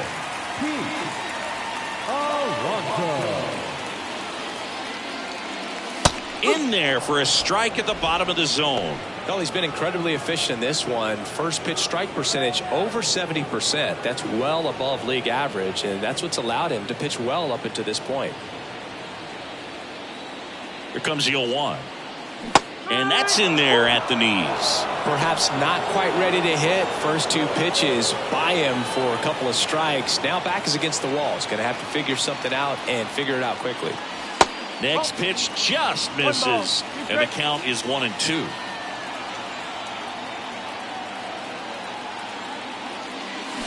Got him. And he's down on strikes for the second time today. Top of inning number 7. So now to the plate for Atlanta, Ronald Acuna Jr. That one finds the corner.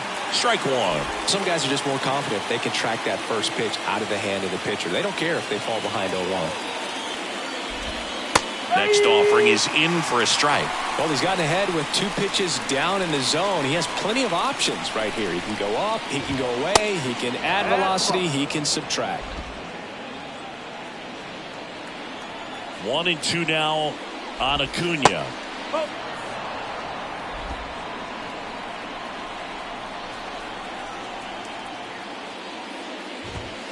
Hacks and misses. It's a strikeout.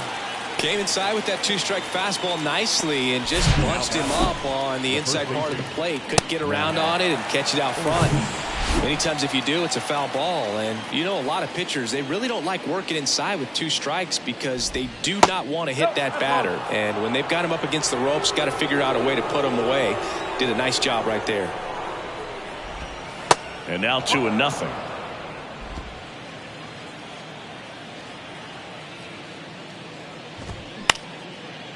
Up the middle. The throw to first. And 2 away to start the 7th. Now back. Third baseman, Austin. Now the third baseman, Austin Riley. He's a big, strong guy, can untie this game with one swing. Pitch is in for a strike. It's 0-1.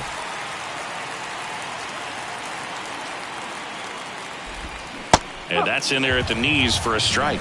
Oh, this guy's so comfortable hitting with 2 strikes. Even a good pitch early in the at-bat. If he's not ready to pull the trigger, he's not worried if he gets to an 0-2 count.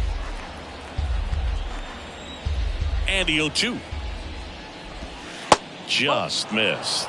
Really good take, especially with 2 strikes.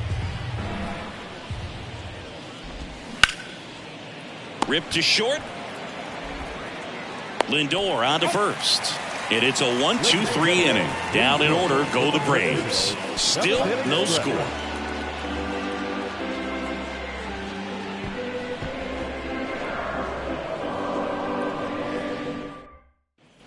Set for the last half of the 7th. Now at the plate, Brandon Nimmo. The center fielder, Brandon Nimmo. A line to kick the pitch. And first offering is fouled off.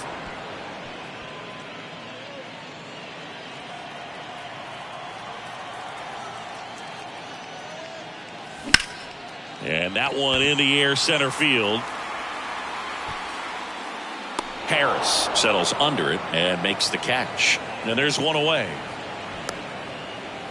Here's the catcher for the Mets, Francisco Alvarez. Hit hard. That gets through.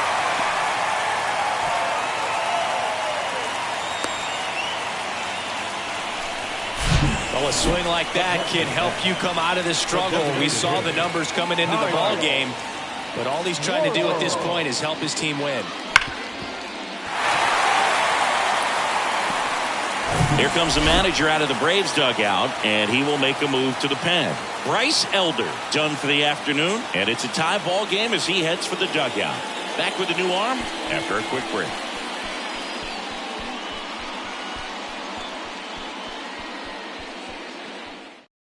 They hand the ball over to a new arm, Pierce Johnson.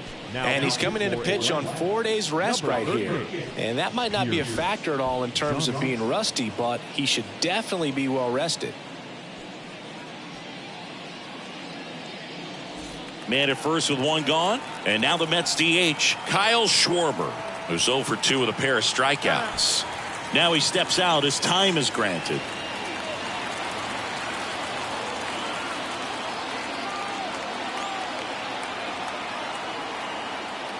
If you're a base runner, you've got to stay dialed in here. Look for anything in the dirt. Try your best to get into scoring position. The 1-0. A bit behind with that swing. It's strike one. Love to see it. Power versus power right there.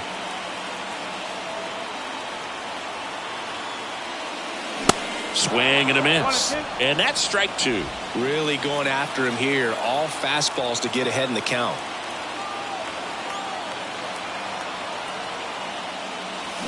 Swing and a miss. And he is down on strikes for the third straight at bat. Luis Guillorme, the next to hit.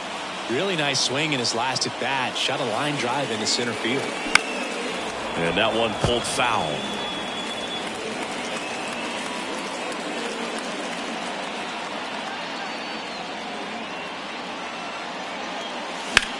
Swing and a ball lined out towards center. Harris brings it in with a nice running grab. Mets leave one, and we are ready to begin the eighth. And now it's the Braves DH, Marcell Ozuna. The Mets with a new arm on the mound, Andrew Wantz.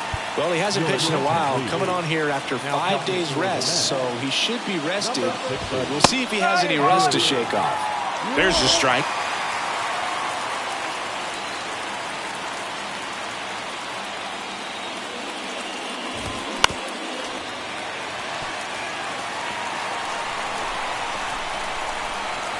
And he deals. Struck him out looking. Wow, short work to send him packing to start the inning, and no messing around either. All three pitches were in the strike zone, attack mode all the way, and that's pretty impressive given the pop he was dealing with at the plate. Albies in the box now. Take strike one. Swing and a pop-up in foul ground. Near the fence. Got it. Nice grab. 2 away. Now the left fielder, Eddie Rosario. Rosario swings and drives one deep to right field. Pulls it in on the warning track.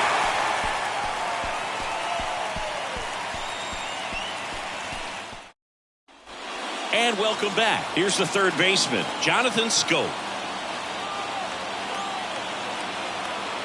Johnson back to work. Swing and a miss. 0-1. Well, a come-and-get-me fastball right there. He didn't look ready for the velocity. I think it'd be a mistake to throw him anything off speed right here. The next pitch misses, and that's ball one.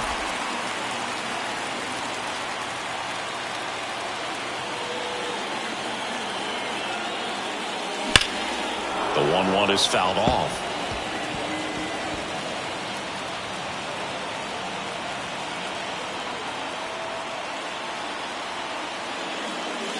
Swing and a miss, struck him out. Back to the top of the Mets order. Starling Marte up now for the Mets. Strike one.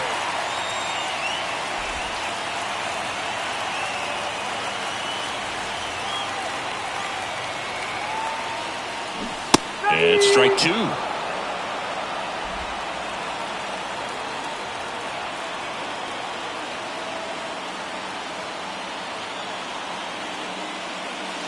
Not even close there. And it's 1-2.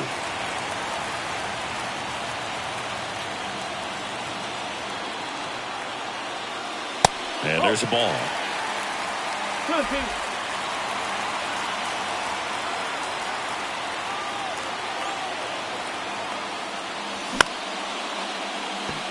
Fair ball.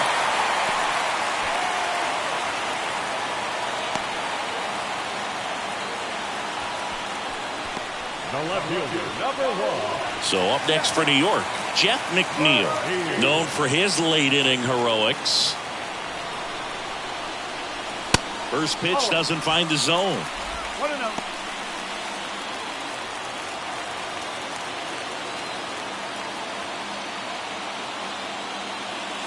In there at the knees. 1-1.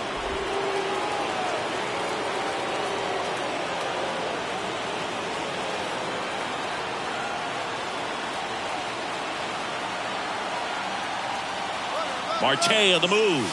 Strike in there. Tag, safe, stolen base. d'Arnaud too late with a throw.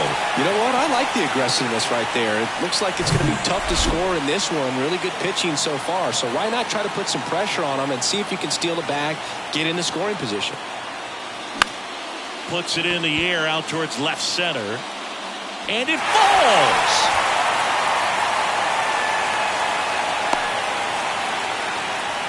Well, that certainly feels good when you can win the at-bat after being down in the count, up against it with 2 strikes right there. That ball right there landed in what they call the no man's land, meaning it's not really a spot on the field where you can expect anyone to get to it easily. I mean, it's a tough play going back for the shortstop, but also for the outfielders trying to come in. They got to go a long way as well.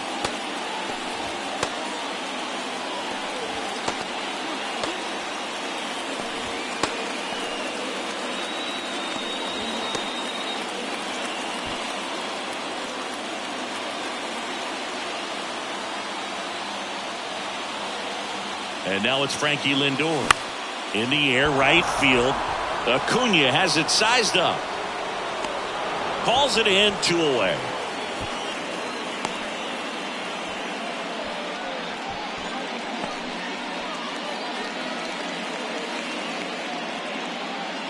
Pete Alonso up now for the Mets. Got to be careful with a slugger like this because he can turn it into a 3-run game in the blink of an eye. And a good fastball to start him off.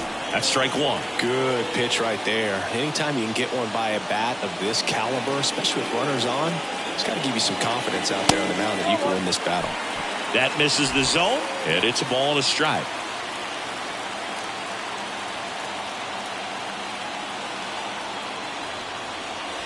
Comes up empty. That's strike 2. Definitely got the hitter conscious of the pitch inside. Really think the outer half is open. 1-2 now. Battling here as he fouls it away.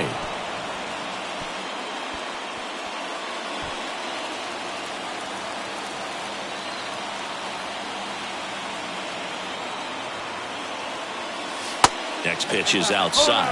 Man, oh man, I don't know how you take that pitch. That's as close as it gets. Foul ball, another 2-2 upcoming.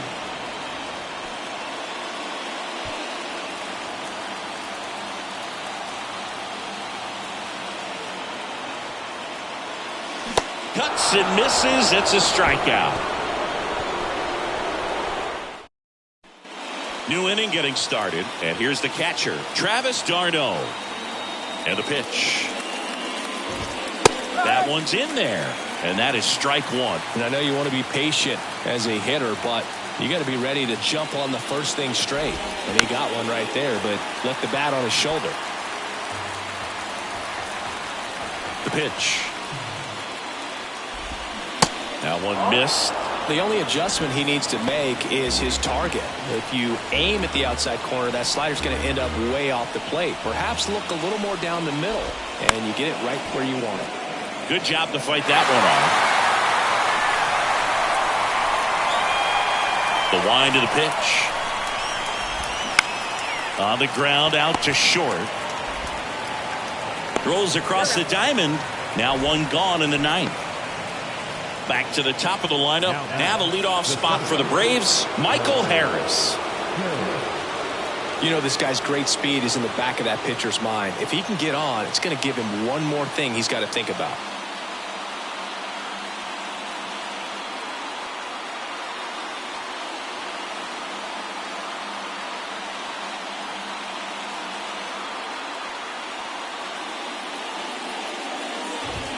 And that's in there for strike 1.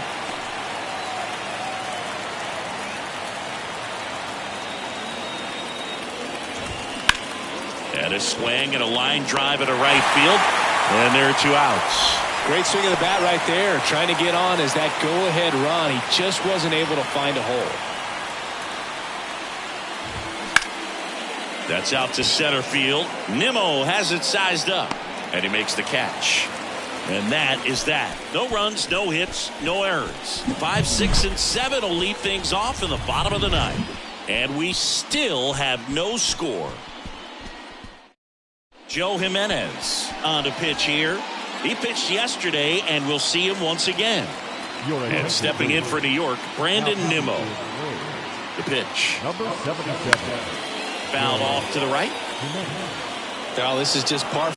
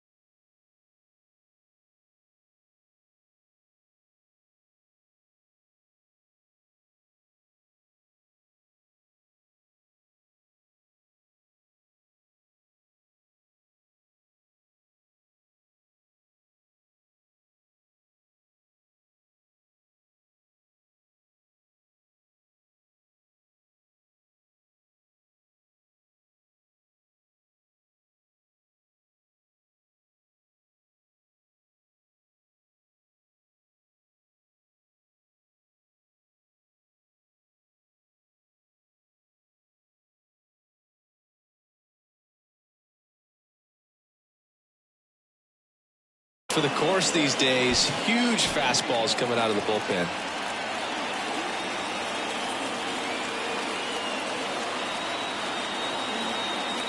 And the 0-1. Way high. The Braves bullpen has some activity. A.J. Minter getting ready to come in for manager Brian Snitker.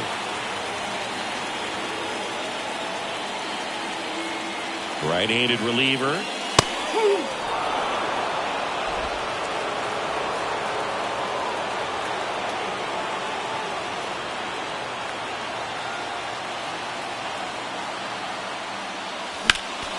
Fights that one away. Still 1-2.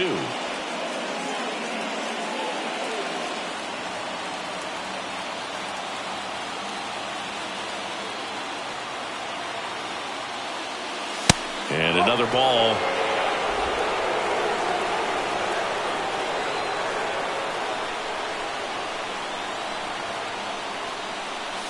Next pitch is outside, and it's 3-2. Francisco Alvarez waiting to hit for the Mets.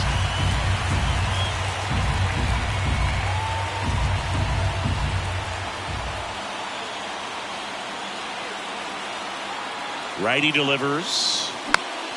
Fouls it back with 2 strikes.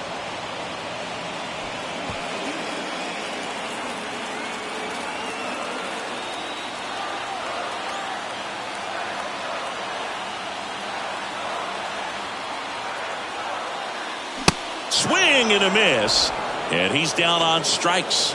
And the leadoff man retired here in the 9th. Well, we saw a solid effort out of their starter, and the bullpen is following suit. It's just a good day as a manager or as a pitching coach when you can hand the ball off to multiple arms and get stability from all of their performances. Now, Francisco Alvarez sneaks through, base hit, and the winning run is aboard. Didn't take long to get a result for that at bat. That ball was drilled 106 off the bat, and that's the kind of feedback that tells you you're right where you want to be with your swing mechanics. Here in the bottom of the 9th, 1 out. And next is the designated hitter, Kyle Schwarber.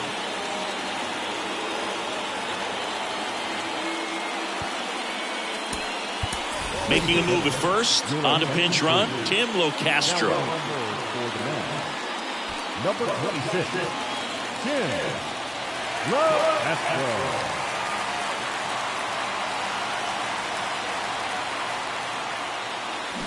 He swings and fouls one off.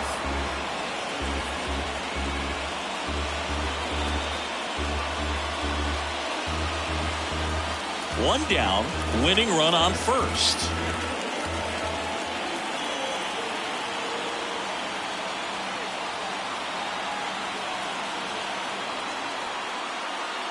And now the 0-1. Locastro on the run. Pitch in for a strike. Tag. Save. Stolen base. D'Arnaud too late with the throw. That was close, but StatCast shows us why he so often seems to be on the safe side of these steal attempts, Chris. Yeah, you see that plus speed, and he needed every last bit of it to swipe that bag. Such a threat on the bases. And the right-hander deals. And now 1-2. As a pitcher, you know the runner on second is ready to push things with his speed. A base hit's probably going to be a big run, so you really have to execute on the mound. The 1-2. Swing and a miss. Got him to go up the ladder for the K. Boog gets talked about a lot, but a good high fastball in a two-strike situation, it's just become such a problem for hitters in more recent years. But with all of the emphasis by pitchers on developing that spin rate, having a good grip on the baseball, those high fastballs, they kind of look like to the hitter that they're rising, even though they're not, but they're not decreasing in velocity and spin rate, so very difficult to get the barrel on it.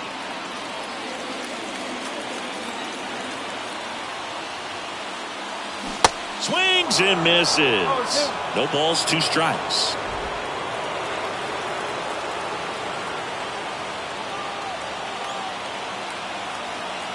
Runner leads away at second. Outside. Winning run stands at second.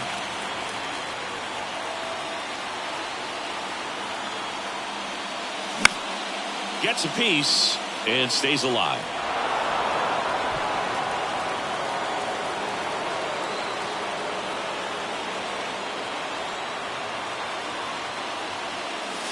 Pitch misses inside. It's 2-2.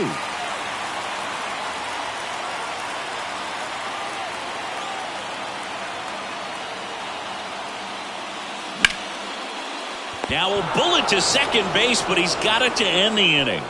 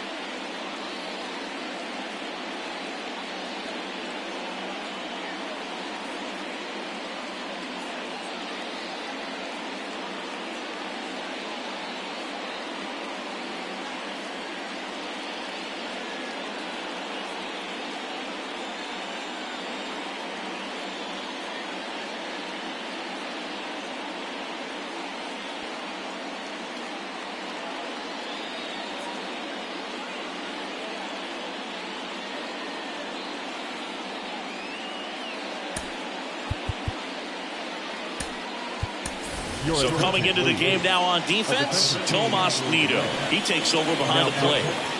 Go-ahead run on base. And here is Ronald Acuna Jr. He's got the power, but great contact skills. One of the best contact hitters in the game.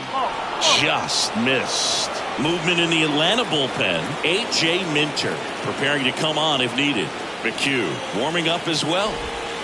Next offering is down low.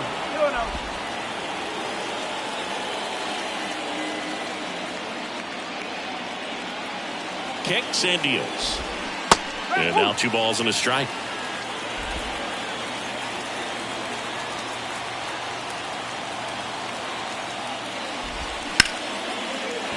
Hard hit left side. Lindor jumps, throws, save.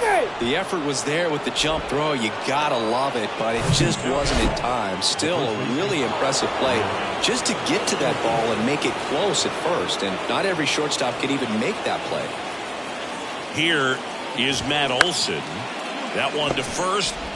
Lindor, that's one. And that's two. For me, that's one of the toughest double plays to turn on the infield. The first baseman has to get inside, create a throwing lane to hit that middle infielder to start the double play, and then from there completing it back to first.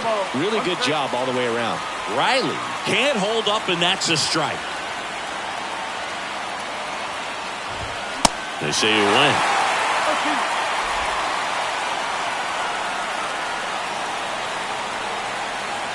The pitch.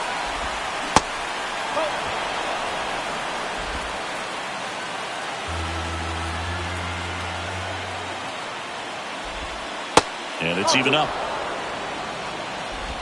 2 down. Go ahead run in scoring position. Still 2-2 after the foul ball.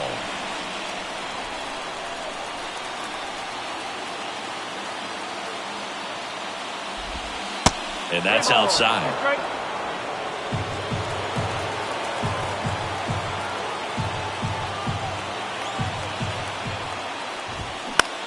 And that one lifted in the air center field. Nimmo has it sized up. And that will end the inning. Well, this guy competes hard. Back here at Citi Field. On to the bottom of the 10th. And stepping in for New York, Jonathan Schoop.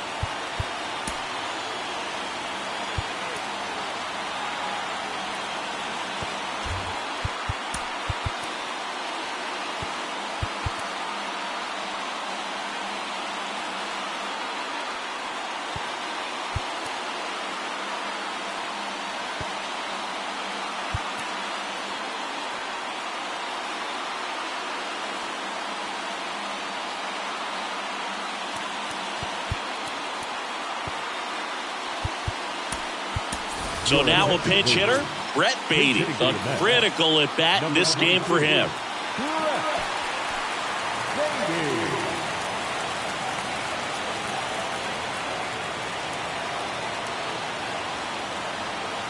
Jimenez back to work.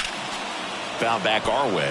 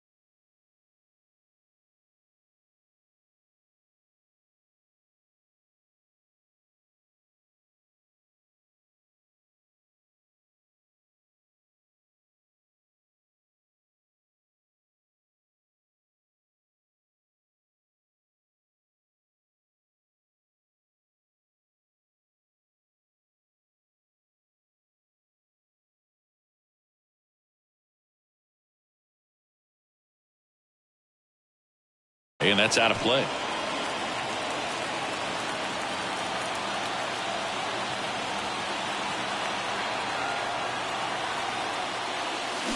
Check swing, but he went too far. 0-2 now. So a big opportunity here with the score tied and that runner on second to start the bottom of the inning. Yeah, and you know they're eager to cash in. You just don't want to come out of your shoes and make a mistake. Got to play this smart.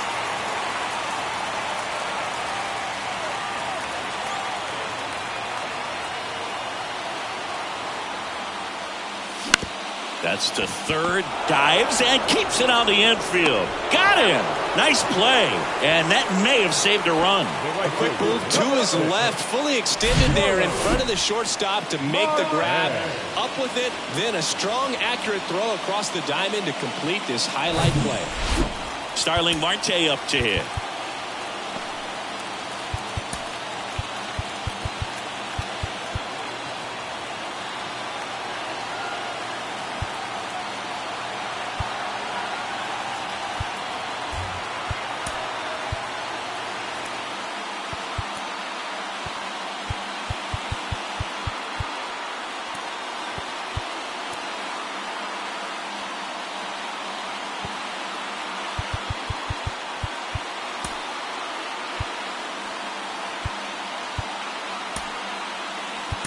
Now we've got a substitution at third base. Mets going with a pinch runner, Randal Grichuk. Now running at third base, number 15, Randal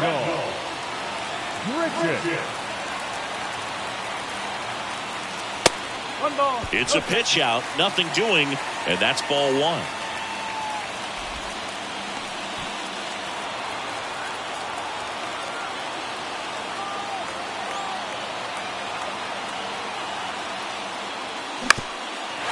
That one back up the middle, and it gets through. In comes the winning run, and the Mets walk it off in extra innings. So exciting to see a team walk it off. Not so much fun if you're on the other side, but what a great way to win. These guys are celebrating, and this win is well-deserved. The final 1-0, a one-run extra inning win for Chris Singleton and our entire outstanding crew here at MLB The Show. I'm John Shambi. We'll see you soon.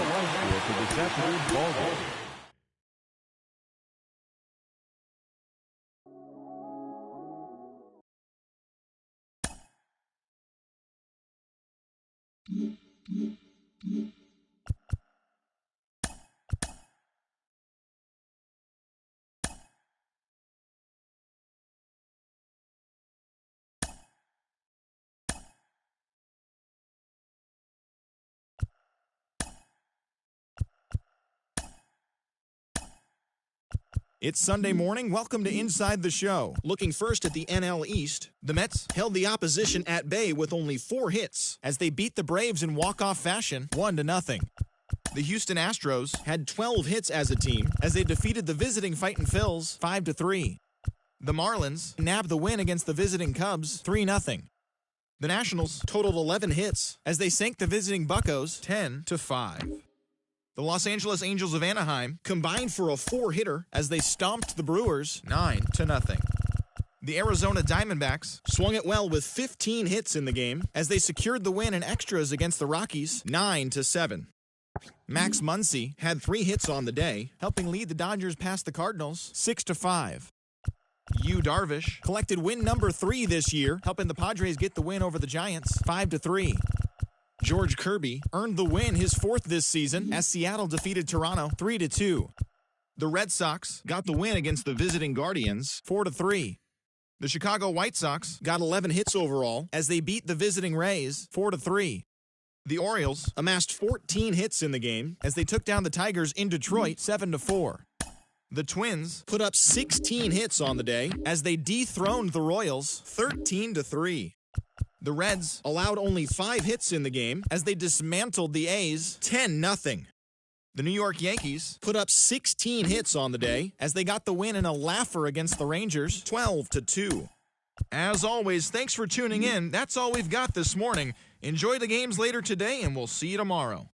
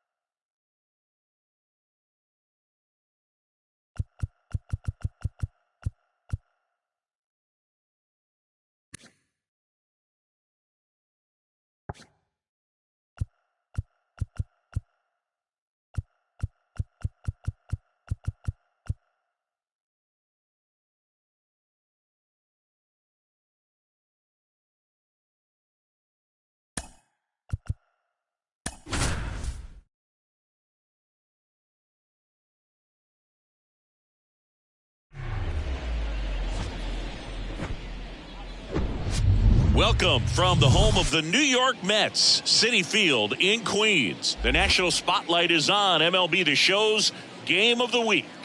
The Atlanta Braves going up against the New York Mets.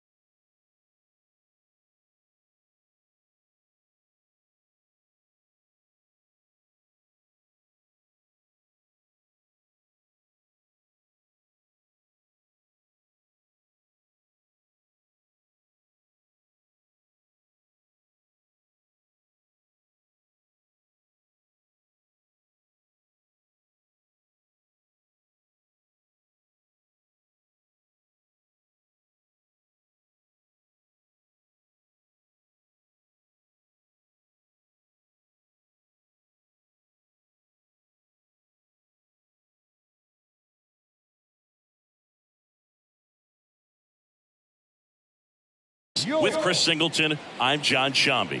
Chris, one guy having a big year for this club, leading the team in home runs and runs batted in. Pete Alonso leads the team at OPS, so he's the guy that looks to slug and basically make things happen for them offensively. Just a machine in terms of production at the plate. He'll take his walks, he'll barrel up the baseball, he'll hit the ball in the gaps, he'll hit the ball over the fence. So talk about a guy going good. That's him right now, and he's a bat that you want to stay away from if you're the pitcher. Just about set, and on the mound today, David Peterson. But Chris, he hasn't exactly been stellar here on his home mound. Well, I'll say this. Every player wants to perform well at their home ballpark, in front of their fans, in front of the city. And you know this guy no different. He wants to be more effective here. So, you look at the numbers. They haven't been great at home. I'm sure he wants to turn that around, and we'll see if he's able to start that in this one.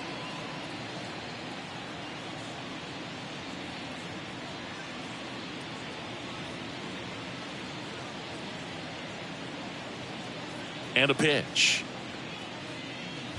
Michael Harris leading things off and takes a strike.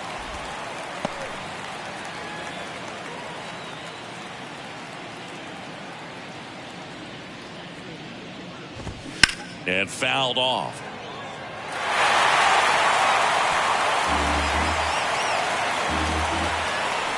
The big lefty turns, kicks, deals.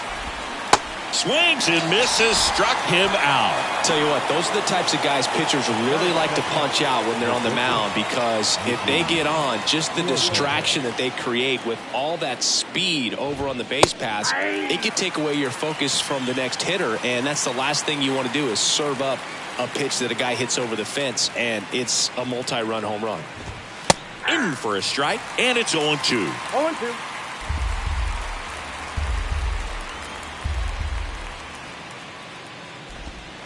That one just misses. Caught a break right there. Pretty good pitch on the outside corner.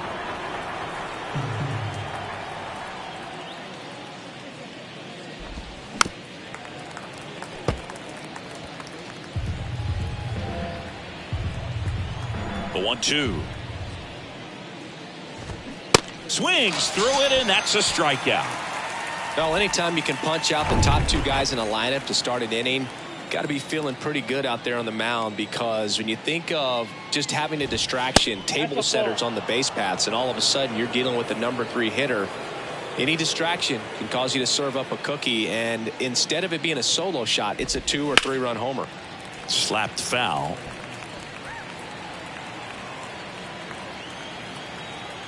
The pitch. And there's a foul ball.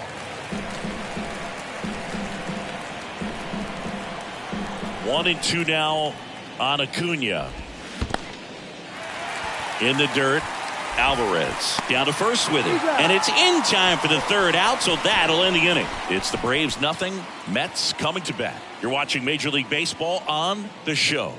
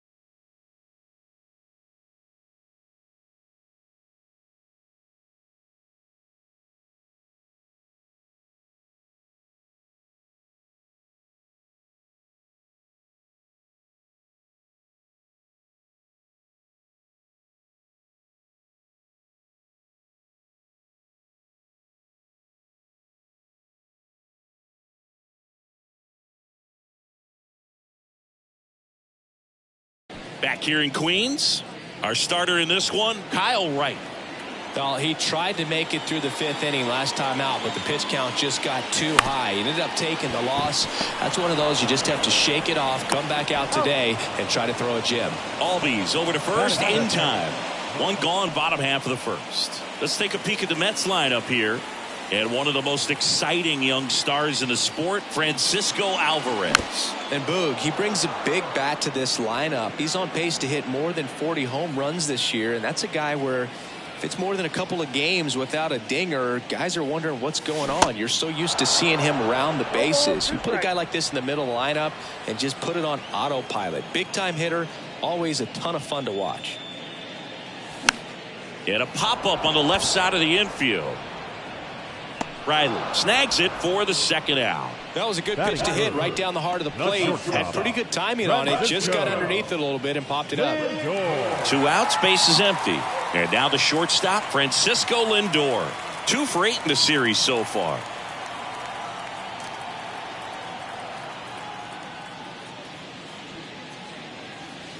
And a foul ball left side.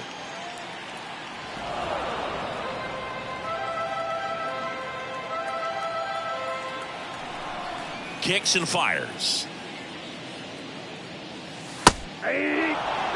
This guy's pounding the zone. Hitters don't have time to think in between pitches. The 0-2. Swing and a miss, and he got him to chase. Murphy fires to first. That completes the strikeout. Inning over. All set for the start of the inning. Now the Atlanta cleanup hitter, Marcell Ozuna. That's in there, and that's strike 1. Man, I mean, nice job just presenting it to be better than it actually was.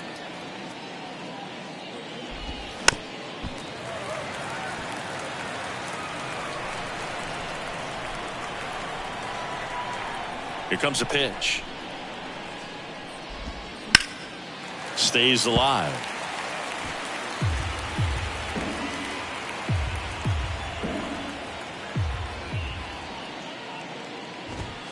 Next one misses, and that's ball 1.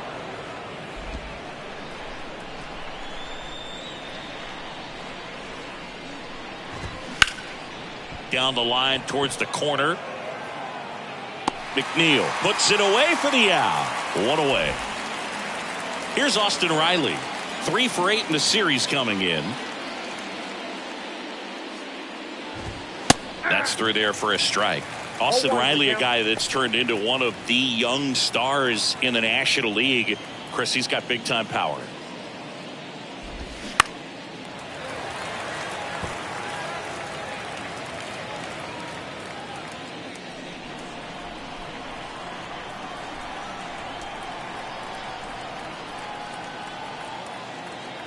The wind of the pitch. Foul ball. It stays 0-2. Second inning here, no score.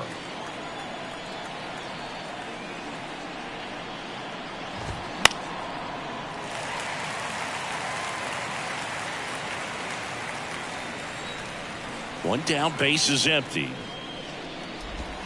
Got him looking. That's a strikeout. Yeah, there's no doubt, Boog. Electric stuff from the jump, and there's just no messing around right now. It's still very early, but we could see a pretty impressive outing here if the strikeouts keep coming in the way they are.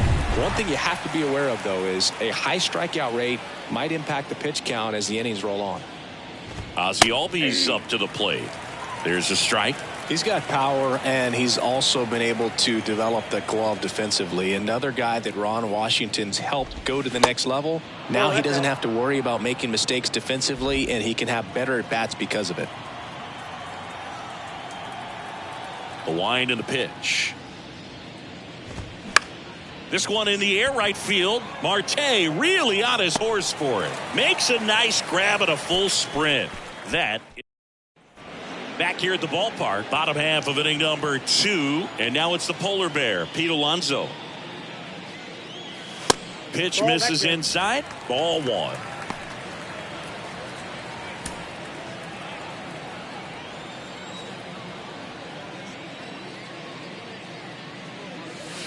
That's off the mark. 2 balls, no strikes. Ed Drummond, our umpire behind the plate in this one. Yeah, Boog, he's a really fair umpire, both the pitchers and the hitters. So standard strike zone, he's consistent with it. And the great thing is you don't see players questioning the calls too much. So that's a good thing in this day and age.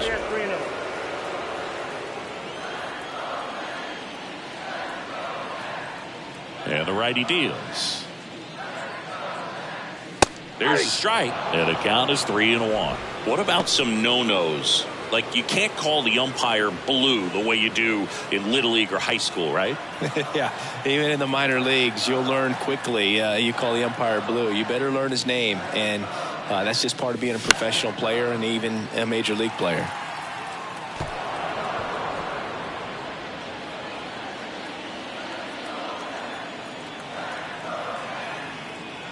Three-two now. The punch out there, and 1 out now. Well, big power guy right there and generating so much bat speed. It's hard to bring that to a halt once you've committed. He tried to check the swing, just couldn't do it. Here's Brandon Nimmo. Now that's smacked to right center. Harris flashes the leather on the running catch. The catcher, Francisco Alvarez will hit next. 9th in the NL in home runs. Not close with that one, and it's 1-0. This lineup's going to have to find a way to make him work a little harder out there on the mound. I mean, he is just mowing them down. He's settling in. You got to make him uncomfortable. Maybe step out of the box, call timeout, do whatever it takes.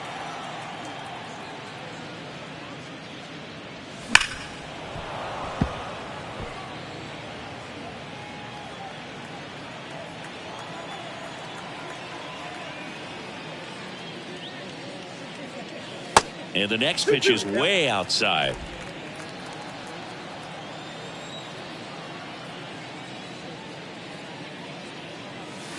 And now the count filled up 3-2.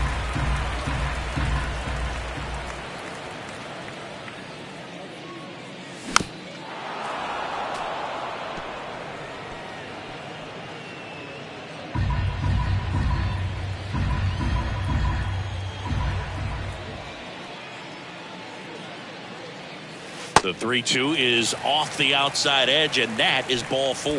Well, a breaking ball in that 3-2 count kind of tells you that that's the pitch he has the most confidence in right now.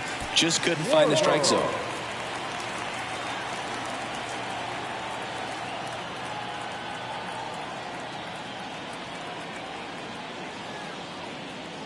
Kyle Schwarber in the box with 2 gone, and takes a look at a called strike.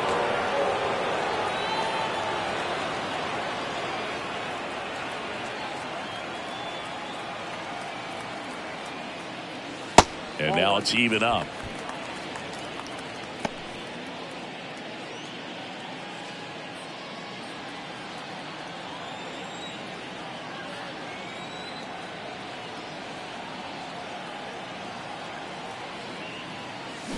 There's a swing and a miss.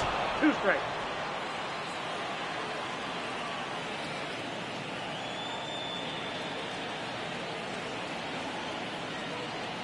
Righty to the plate. Out towards right center field. Acuna on the run. And it's caught. And that's the inning. Mets strand 1. Well, here we go. Top of the 3rd. Scoreless game. Now it's the Atlanta catcher, Sean Murphy. First pitch, and he just misses. Murphy, a former Gold Glove winner, hitting 7th in today's lineup, and he's been on a good run at the plate, hitting over 300 in his last 10 games. 1-1.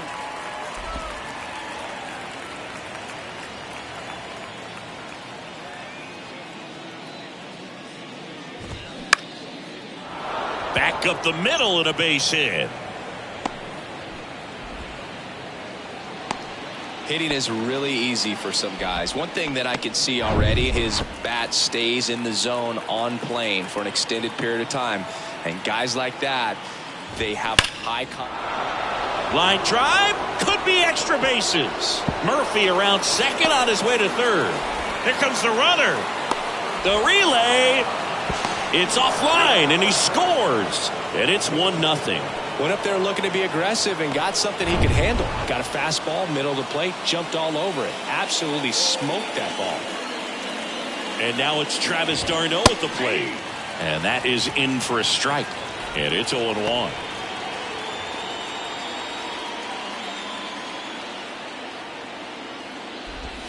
Just missed. Runner at second, nobody out. This one in the air, center field. Nimmo ranging after it. Got it. Really had to move for that catch. And there's one down. And next for Atlanta, Michael Harris. Struck out on just 3 pitches last time. In there for strike one.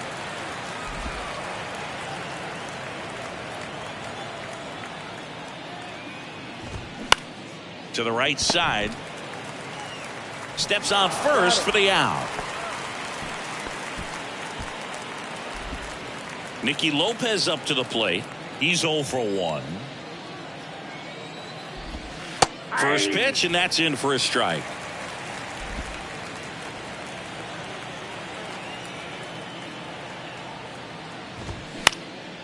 Swing and a pop-up. Baden moving under this one. Puts the squeeze on it, and that ends the inning. The Braves add 1 on the RBI double.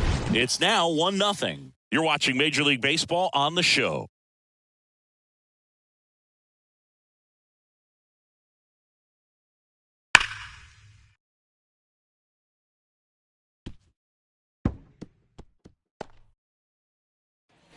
Welcome back. Bottom of the inning. Here's Luis Guillorme. The second baseman, Luis. Guillorme measures 5 feet 10 inches, 28 years old, and he was a 10th round pick back in 2013. Swing and a miss. That's strike one.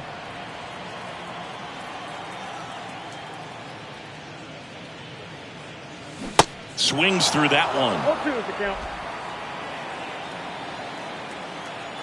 Left-hand hitter waits. Tap to first, and he grabs it in foul ground.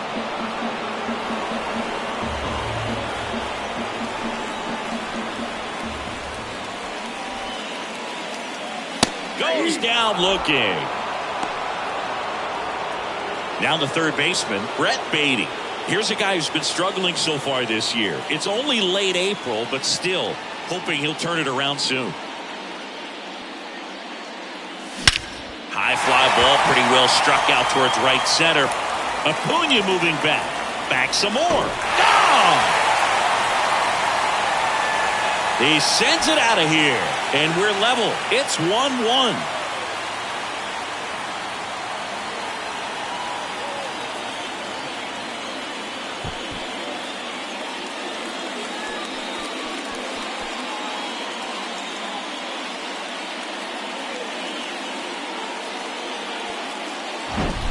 Anytime you have a pitch down the middle of the plate, the percentages go up for the hitter to do damage, even if it's a pretty good sinker like that one.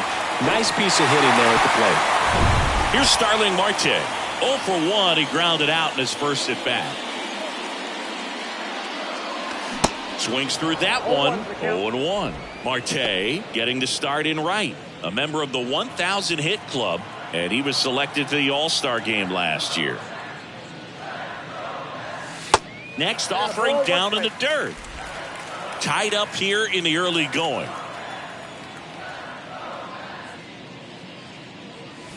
So now 1-2. Oh, that's that slurve right there. He threw it extremely well. You talk about just a ton of breaks. So tough to get that barrel to. Spoils the 2-strike pitch, and he'll see another. Righty delivers. And that's in the dirt. This guy's a fun guy to watch taking at bat. He just battles up there. He doesn't take a pitch off at all. Makes it so difficult on the pitchers out there. You can tell they get frustrated with how long it takes to put him away. And down on strikes. 2 away now. And now here's Jeff McNeil. He popped out his first time. Line drive, base hit. And that keeps the inning going. Well, a swing like that can help you come out of the struggle. We saw the numbers coming into the ball game, but all he's trying to do at this point is help his team win. Runner at first with 2 away. And next for the Mets, Francisco Lindor. He's 0 for 1.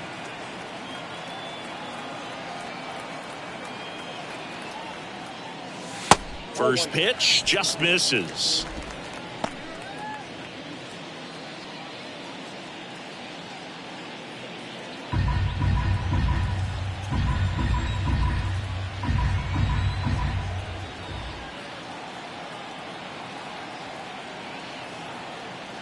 And here it comes.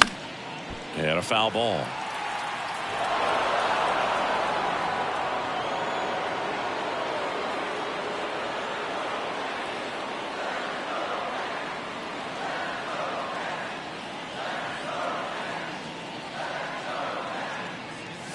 Next pitch misses inside. And a count 2-1.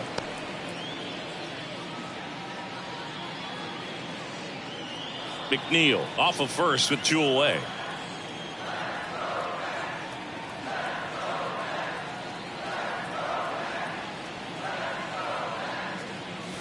And that's off the inside edge. Ball 3.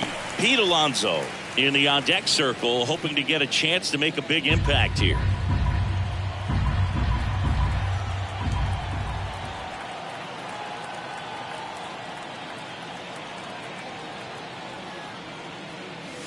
Swings through that one for strike 2. 3-2, 2 out, runner on first. A lot of movement in the infield. Hitters got to stay focused on the pitch.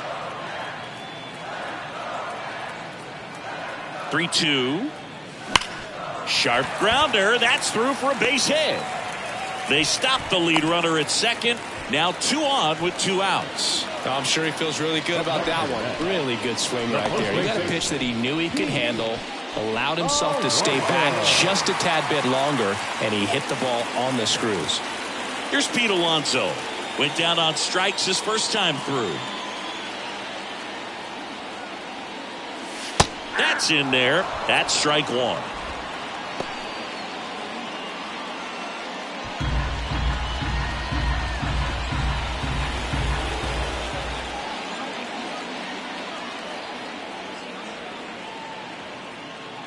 At the belt and fires. And now the count is even.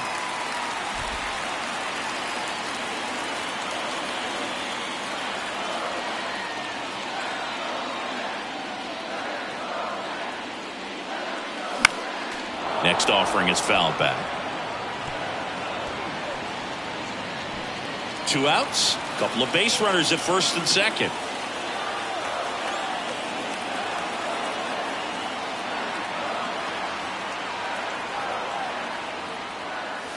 Next offering misses down and away.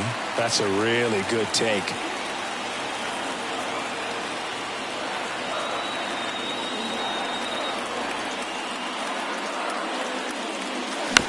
And here's a slow roller. And he grabs it foul.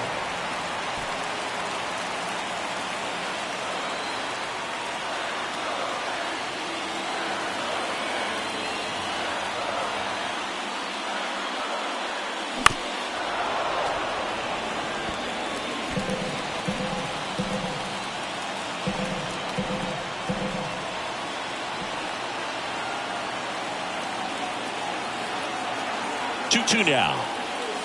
And a swing and a miss. Good job at damage control right there. Start of the 4th. Stepping in the long ball threat, Ronald Acuna Jr. Pitch misses inside. 1-0.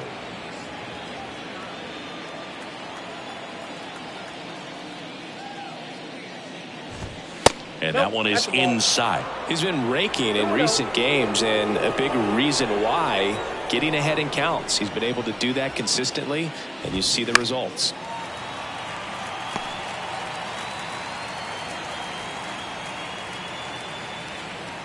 The 2-1. That's a little bit low.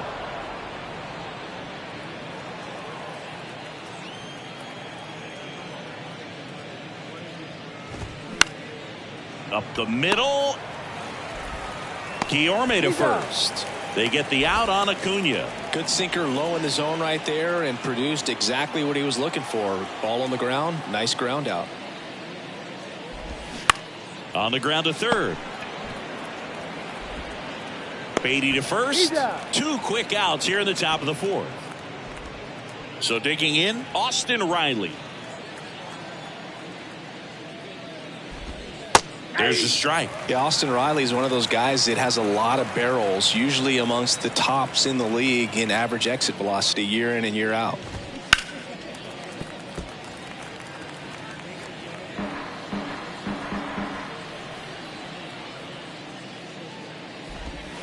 Next pitch is downstairs. It's a good take.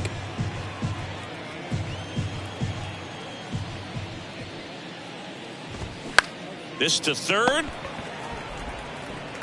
Slings it across. Out number 3.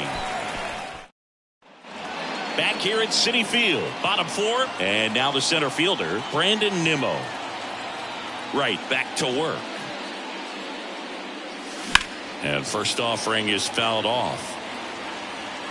Well, these Mets doing a great job, Boog, of just waiting for the right pitch to come their way, and I'm seeing very patient at-bats out of him. He's only given up 1 run, but the starter's pitch count is starting to get up there, and that might be the best news yet for this offense.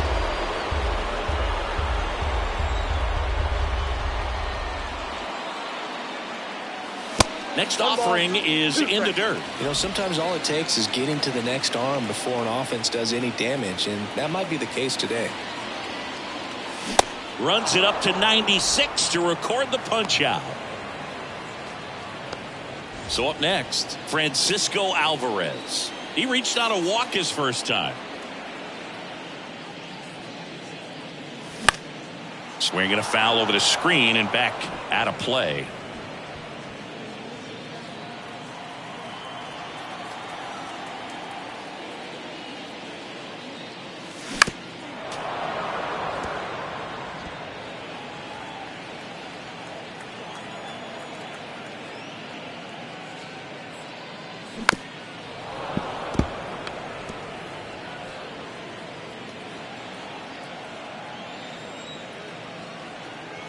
The 0-2. Got him swinging. Back-to-back strikeouts to start the frame, and that's now 3 in a row. Yeah, he's really settling in and getting a feel for his pitches, throwing them where he wants to right now. So we'll see how long he can keep this streak going. Schwarber now in the box, comes up empty with a swing there. That one misses. 1 ball, 1 strike. And the pitch. Swinging a foul back. That's out of play.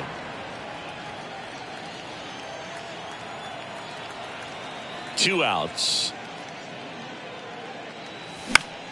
Fouls it off. Still 1-2.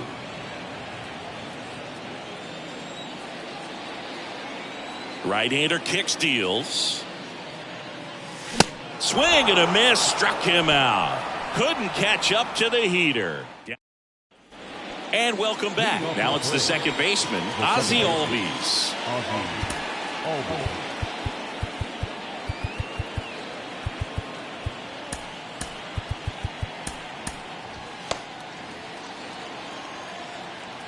The pitch. That one finds the zone. Strike 1. Singy, this guy, Ozzie Albies, he is Mr. Personality. So much flair and that giant smile on the field.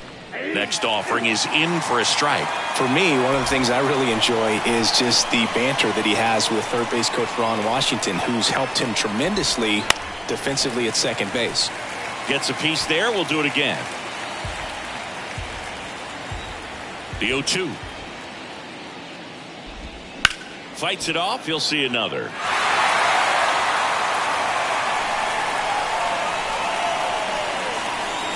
Oh, 2 now. Albies tries to hold up, appeal to first. No swing. He held up. Clyde Washington with the call there. The 1-2. In the dirt. Alvarez to first in time. One away here in the fifth. So here's Murphy now.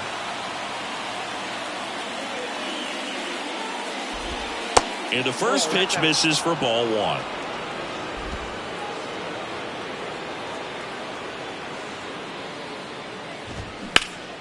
Ripped, but it curls foul. And now the lefty. And a good eye there.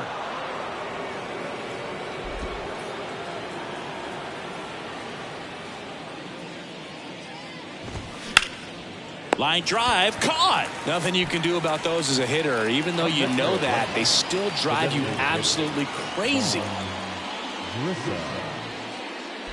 Grissom batting for the second time, and that's strike one. This game has been so tight, feels like the next team to score will win it. On a line, base hit.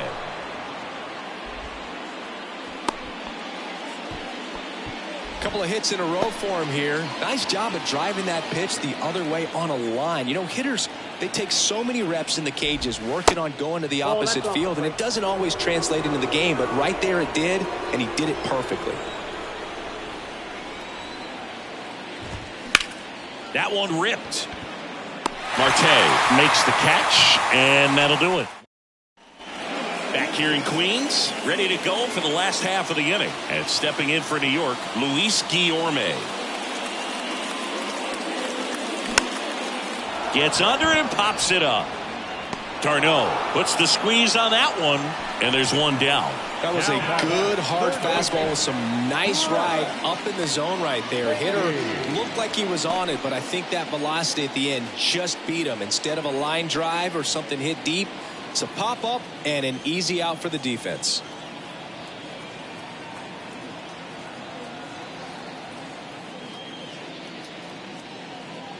Beatty swings through that one as he comes to the plate for the second time today.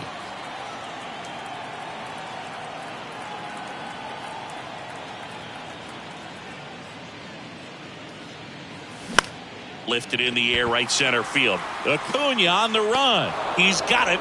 And there are two down. He's controlling things out there on the mound, not messing around at all. He's been in attack mode since the very start.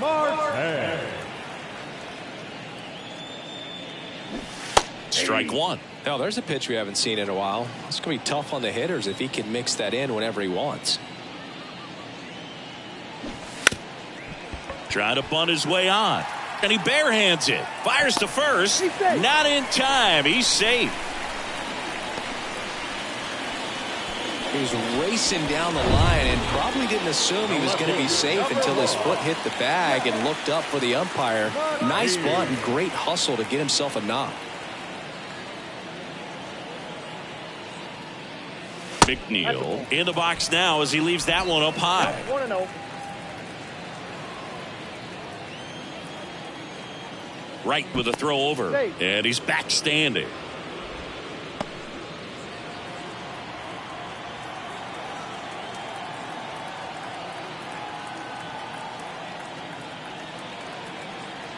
And the 1-0. And there's the strike. Marte leads off first with two down to the inning.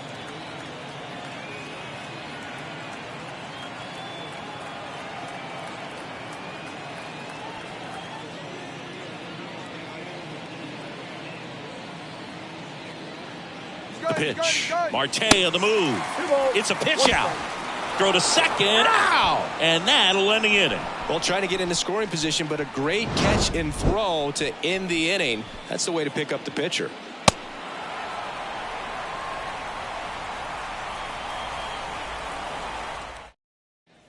All right, we go to the top half of inning number 6. And now here's a speed threat. Outfielder Michael Harris. No base hits in the series for him so far, and it's clearly been a rough one. You just hope he's not pressing too hard because that just compounds things. It makes the slump even longer. Never seems to help. Never helped me. Taking over on the mound for the Mets, Adam Ottavino. He's having a ton of success facing left-handed hitters this season, so this seems like a smart move to turn to him with a lefty at the plate. Harris, 22 years old, and he's a former Rookie of the Year.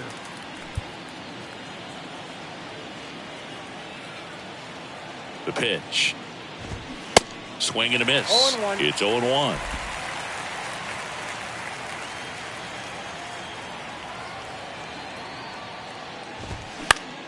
Left field. McNeil drifts towards it. Drops into the glove. And a quick out, number one. Nicky Lopez next up for the Braves.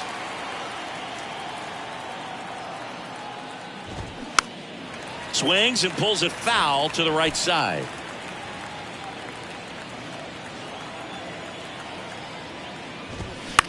Swing, and that ball smashed on a line.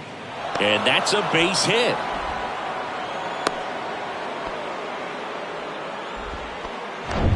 You'll often hear the phrase short to it, long through it, and that's a great example of it right there. Got the barrel in the hitting zone early, squared it up with the well-timed swing, and came away with a beautiful line drive in the center field. There's a strike. Some guys are just more confident they can track that first pitch out of the hand of the pitcher. They don't care if they fall behind 0-1.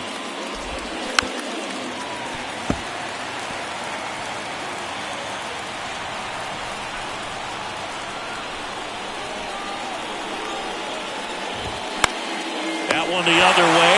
He makes the catch, and there's two down. Here's Marcell Ozuna. This guy with light tower power.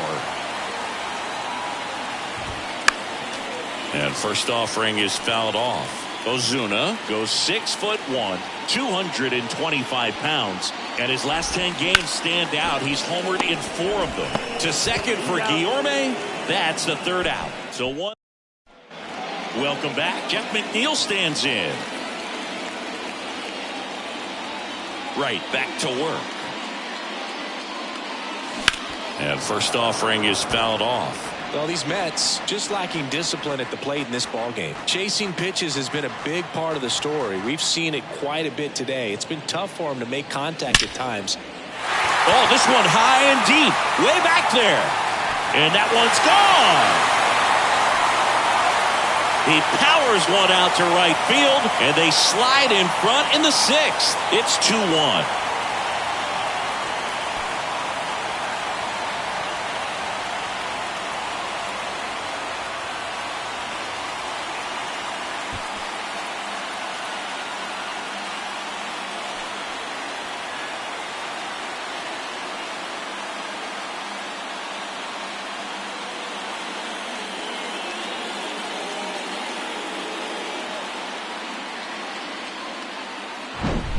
With a low 90s fastball, you have to live on the edges and hit your spots. If you don't, you'll get hit hard. Really good swing there. Patient, waited for it. It was like BP all over again. Brian Snitker out of the dugout, and he's going to make a change. Kyle Wright out of the game. Just never found his groove. Wasn't able to settle in. So they turn things over to the righty, Jesse Chavez. This guy's a strike thrower. He's done an excellent job of avoiding walks so far this season. Francisco Lindor comes up to the plate. Foul back our way, and that's out of play.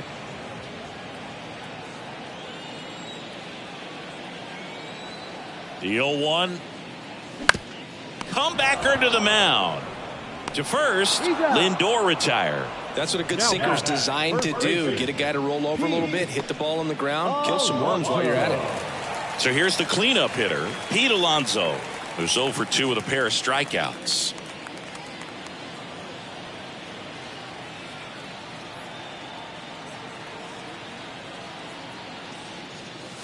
First offering misses the mark. The Braves bullpen has some activity. Colin McHugh, the veteran right-hander, appears to be loosening up. Johnson getting loose as well. The pitch. Swing and a miss. Nice changeup. Well, they've kept him pretty quiet in this series. Still doesn't have a knock. I know you want to get that first knock out of the way. Maybe more will come, but you got to give some credit to the pitching staff. They've had a great plan against him.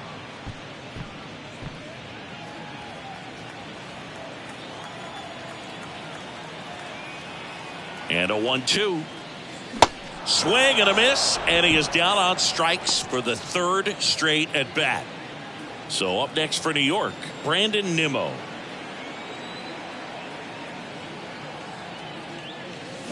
Little chopper rolls foul.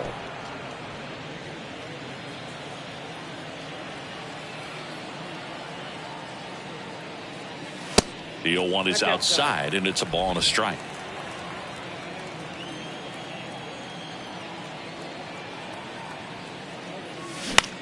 Swing and a high fly ball down the right field line. Acuna makes the grab, and that's the inning. One in the inning, and it comes from a rather unlikely power source. And this is now a 2-1 ball game. 6 innings in the books on MLB The Show's Game of the Week. Back here at the ballpark, we go to the top of the 7th. Now in for the Braves, Austin Riley. And he deals. Tapped out in front of the plate. In plenty of time to first. And the leadoff hitter set down to open the 7th. Here is Ozzie Albies up to hit. In there, and it's 0-1.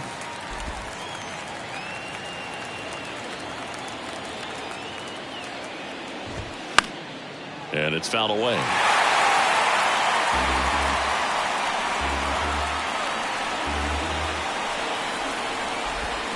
Hacks and misses. It's a strikeout. Here's Sean Murphy, 1 for 2.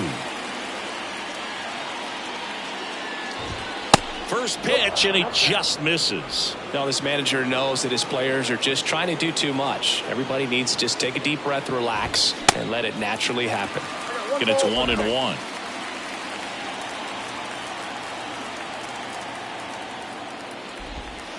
They tried to get him to chase on a slider down and away.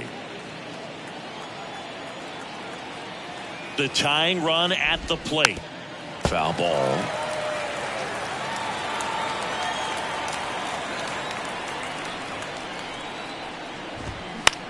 Right side, Guillorme. On to first. Third out, and that ends the frame. Braves go down quickly here. They're down 2-1. Colin McHugh into the game. He last pitched 2 days ago. Alvarez now at the plate as he swings through strike 1.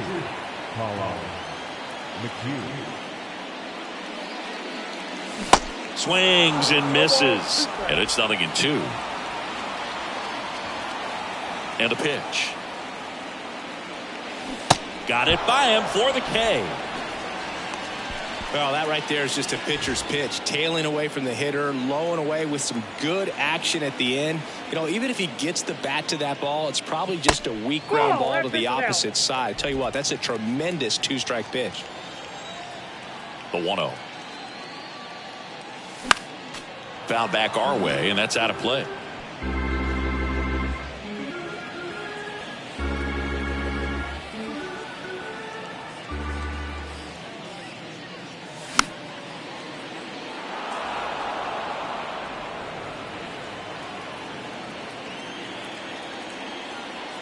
And now it's 1-2. Got him. That's his second strikeout.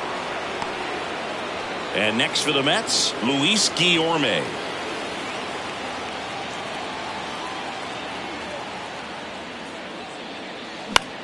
In the air to left center.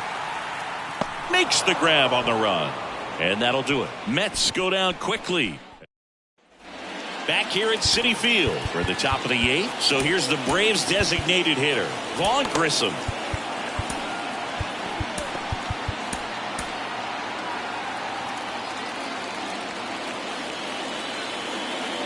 And the right-hander back to work. Turned on, but foul wide of third.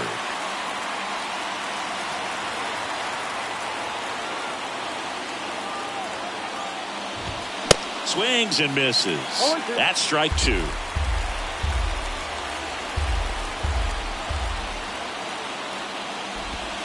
Ball 1 there. 2 strikes.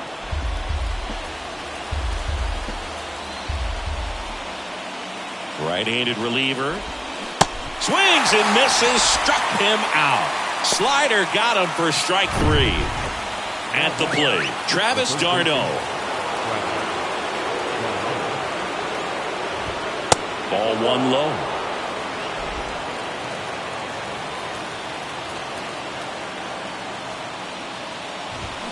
And that's in there at the knees. The 1-1. And that misses off the outside edge. Pretty easy to give up on that pitch right there. Started on the edge of the plate with the spin. You know it's going to finish well off the plate. Yeah, the 2-1 hammered but foul.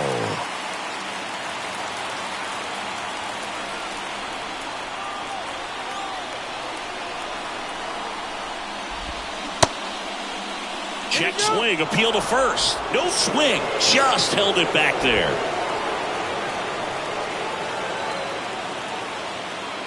And here's a 3-2. And a foul ball, he stays alive. You can see he was trying to stay back long enough to handle the off-speed pitch, but just a little tardy on the fastball. Ground ball up the middle, that's a base hit.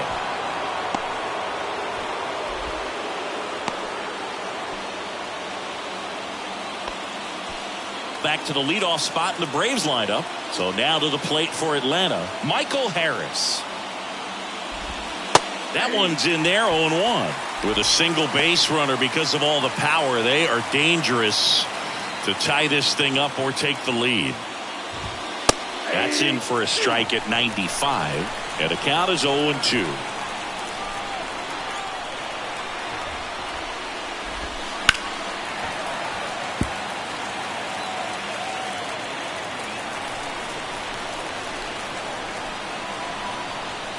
And the pitch. On the ground to first, Alonso flips it. That's one. Throw to first, but he beat it.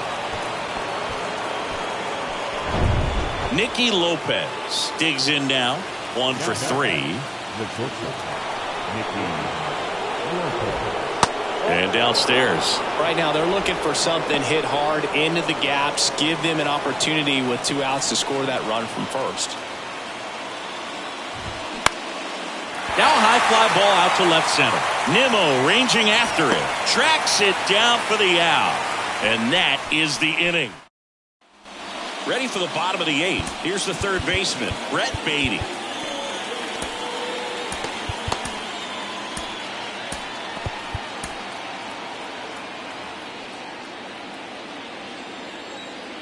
The pitch.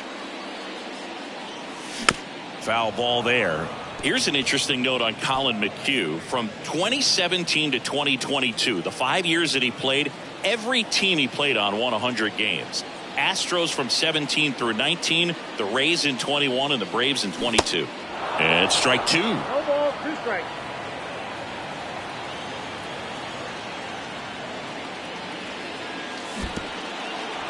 In the dirt, Murphy fires to first. Got him. 1 away on the strikeout. So the batting order turns over. Starling Marte up to hit. First pitch doesn't find the zone.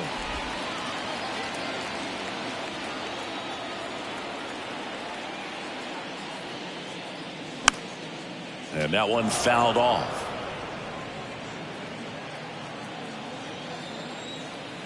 Here's a 1-1. Swings through that. 2 strikes.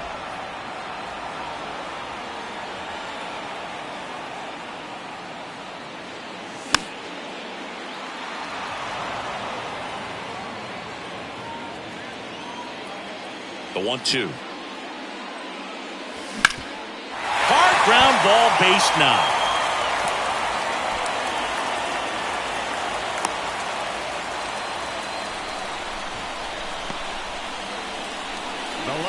And stepping in for New York, Jeff McNeil. He's already homered here in this one. And the first pitch misses for ball 1. 1-1, no strike. Marte over at first with 1 away.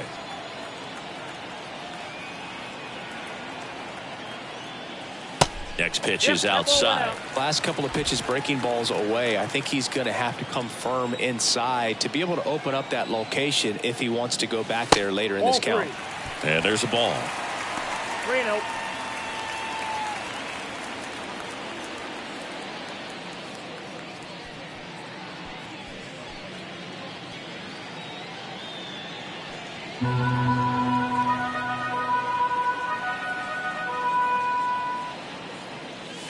That's a strike. 3-1.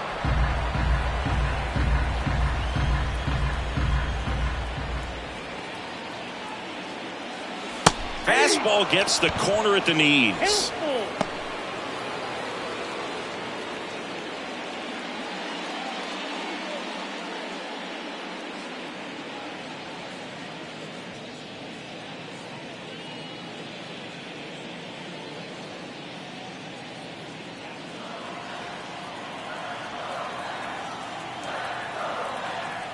3-2. And ball 4, 2 aboard.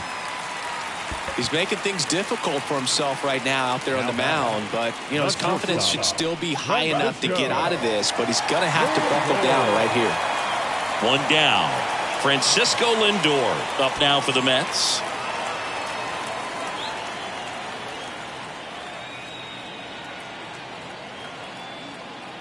Looking for some insurance, or as our friends down in the South would say, insurance. No matter how you say it, we know what you mean. Kicks and deals. Called strike right there. Runners at first and second with 1 gone.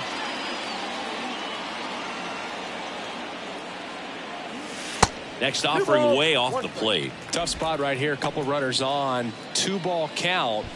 You can't nibble, but you have to execute and finish your pitch. If you leave something out over the plate, it's going to bring in some runs.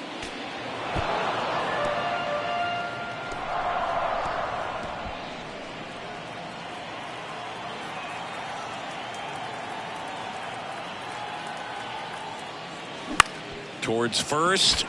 Knocks it down. Still able to get it there in time. And they end up with 2 in scoring position after the out at first base. And now the first baseman, Pete Alonso. He is very much your typical power hitter. I'd say he falls into the 3 true outcomes category. Well, we've seen more and more of that lately. The ability to drive the ball, to slug. So with second and third occupied, they go for the intentional walk. Base is now loaded. And there's a force at every base. Well, it doesn't get much easier with this next batter, but I totally understand going with the intentional walk in that spot. He's just too dangerous at the plate right now, and there's a base open, so it gives you options defensively to get an out.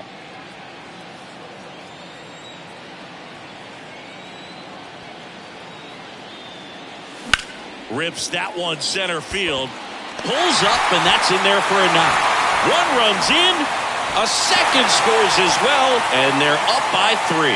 His confidence level is so high. Really nice job of coming through in a big spot. Other than ripping one into the gap or blasting one over the wall, there aren't a whole lot of hits that are more satisfying than a nice line drive in the center field, so that definitely felt good. Pierce Johnson taking over on the mound. Just trying to keep this one close here, and this is where a bullpen can give their guys a chance to fight back into the game. And now here is Francisco Alvarez.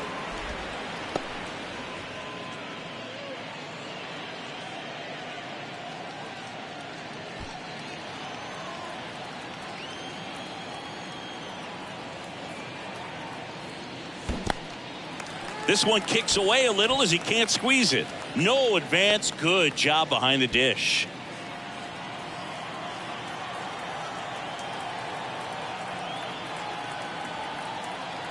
And a 1-1. In the air, right side. Acuna there. Makes the play, and it's out number 3. They put 2 on the.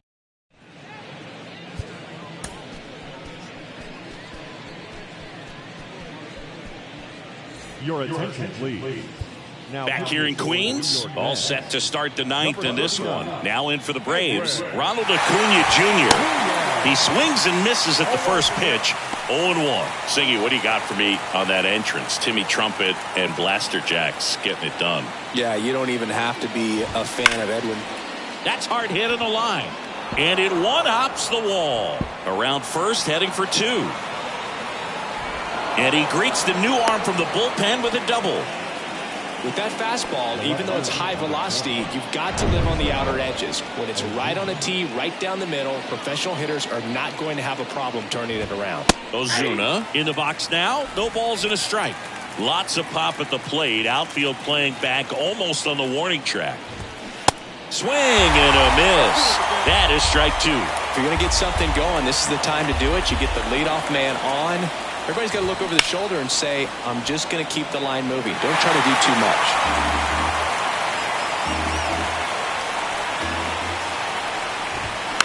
Slow roller to first.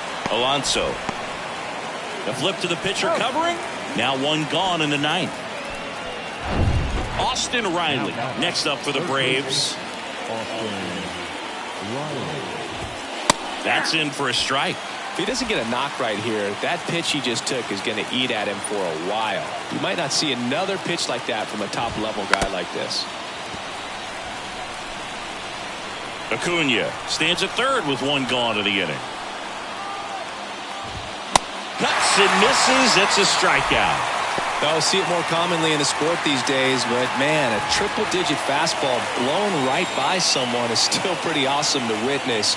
I mean, you got to be geared up and ready to swing it when a guy like this comes out of the bullpen, because that fastball, it eats, and if you're not ready, you're going to be walking back to the dugout. Swing and a ground ball up the middle. That's a base hit. Runner from third comes across, and it's now a 2-run game. Well done. Drives in the run. Timing on the swing was good. Able to shoot the ball up the middle. Didn't square it up as much as he probably would have liked, but that's a good approach paying off. Murphy stands in here. Takes ball 1 low. That one catches the zone, and it's 1-1. Well, so many hard-throwing relievers in the game these days, you would think that guys have made the adjustment, but I don't know if you ever get used to it. Just pumping gas out of the bullpen. On to first, ball game. And the Mets extend their winning streak to 5 in a row.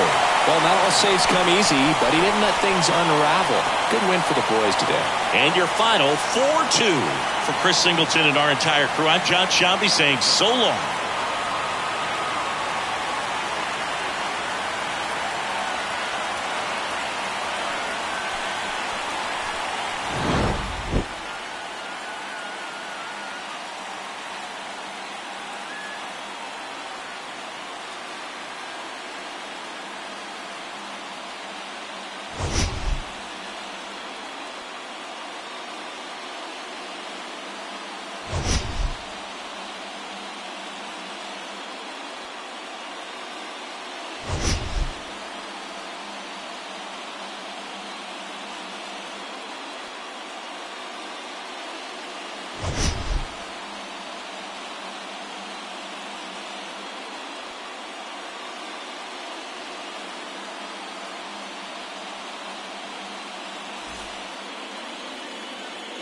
The final line score for this afternoon's ball game.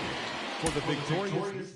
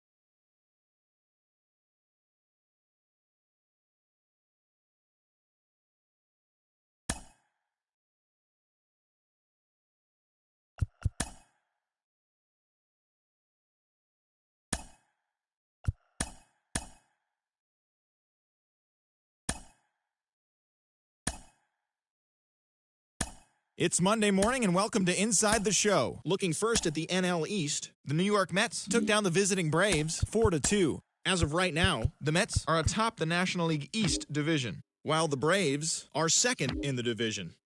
The Astros allowed only 5 hits as a staff as they defeated the visiting Fightin' Phils 4-1. The win was their 5th straight as a team. As of today, the Astros are in 3rd place in the AL West, and the Phillies are in 4th place in the NL East. The Miami Marlins nabbed the win against the visiting Cubs 3-2. Heading into the day, the Marlins are in 3rd place in the NL East, while the Cubs sit in 4th place in the National League Central Division. The Buccos got 12 hits in this one as they took down the Nationals in Washington 5-2. Entering the day's action, the Nationals sit in last place in the National League East, while the Pirates are in 1st place in the NL Central. The Angels held the opposition at bay with only 4 hits as they took a victory against the Brewers in Milwaukee 12-5. At the start of the day, the Brewers are in 3rd place in the NL Central, while the Angels sit in last place in the American League West Division. The D-backs allowed only 5 hits in the game as they took care of the Rocks in Colorado 5-0. As of today, the Rockies sit in last place in the National League West Division, and the Diamondbacks are 3rd in the division. The Cardinals totaled 11 hits as they pushed past the Dodgers at Chavez Ravine 9-8. As of right now, the Dodgers are in 2nd place in the NL West, and the Cardinals sit in last place in the National League Central Division. The Padres completed a short 2-game sweep as they defeated the visiting Giants 10-6. It was their 5th straight victory. In the standings, the Padres sit in 1st place in the National League West Division, and the Giants are 4th in the division. The Seattle Mariners swatted 4 home runs in this one as they blew out the Jays 8-2. At the start of the day, the Blue Jays are in 4th place in the AL East, and the Mariners are in 2nd place in the AL West. The Red Sox picked up 14 hits in total as they took down the visiting Guardians 10-6. Entering the day's action, the Red Sox sit in 1st place in the American League East Division, and the Guardians are in 3rd place in the AL Central. The Rays got 11 hits overall as they dismantled the White Sox 9-2. Heading into the day, the White Sox are in 4th place in the AL Central, while the Rays sit in 1st place in the American League Eastern Division. The O's combined for a 4-hitter as they took down the Tigers in Detroit 6-4. In the standings, the Tigers are leading the American League Central Division, and the Orioles sit in last place in the American League East Division. The Royals combined for 4 total home runs as they pulverized the Twins 8-1. At the start of the day, the Twins are in 2nd place in the AL Central, while the Royals are 4th in the division.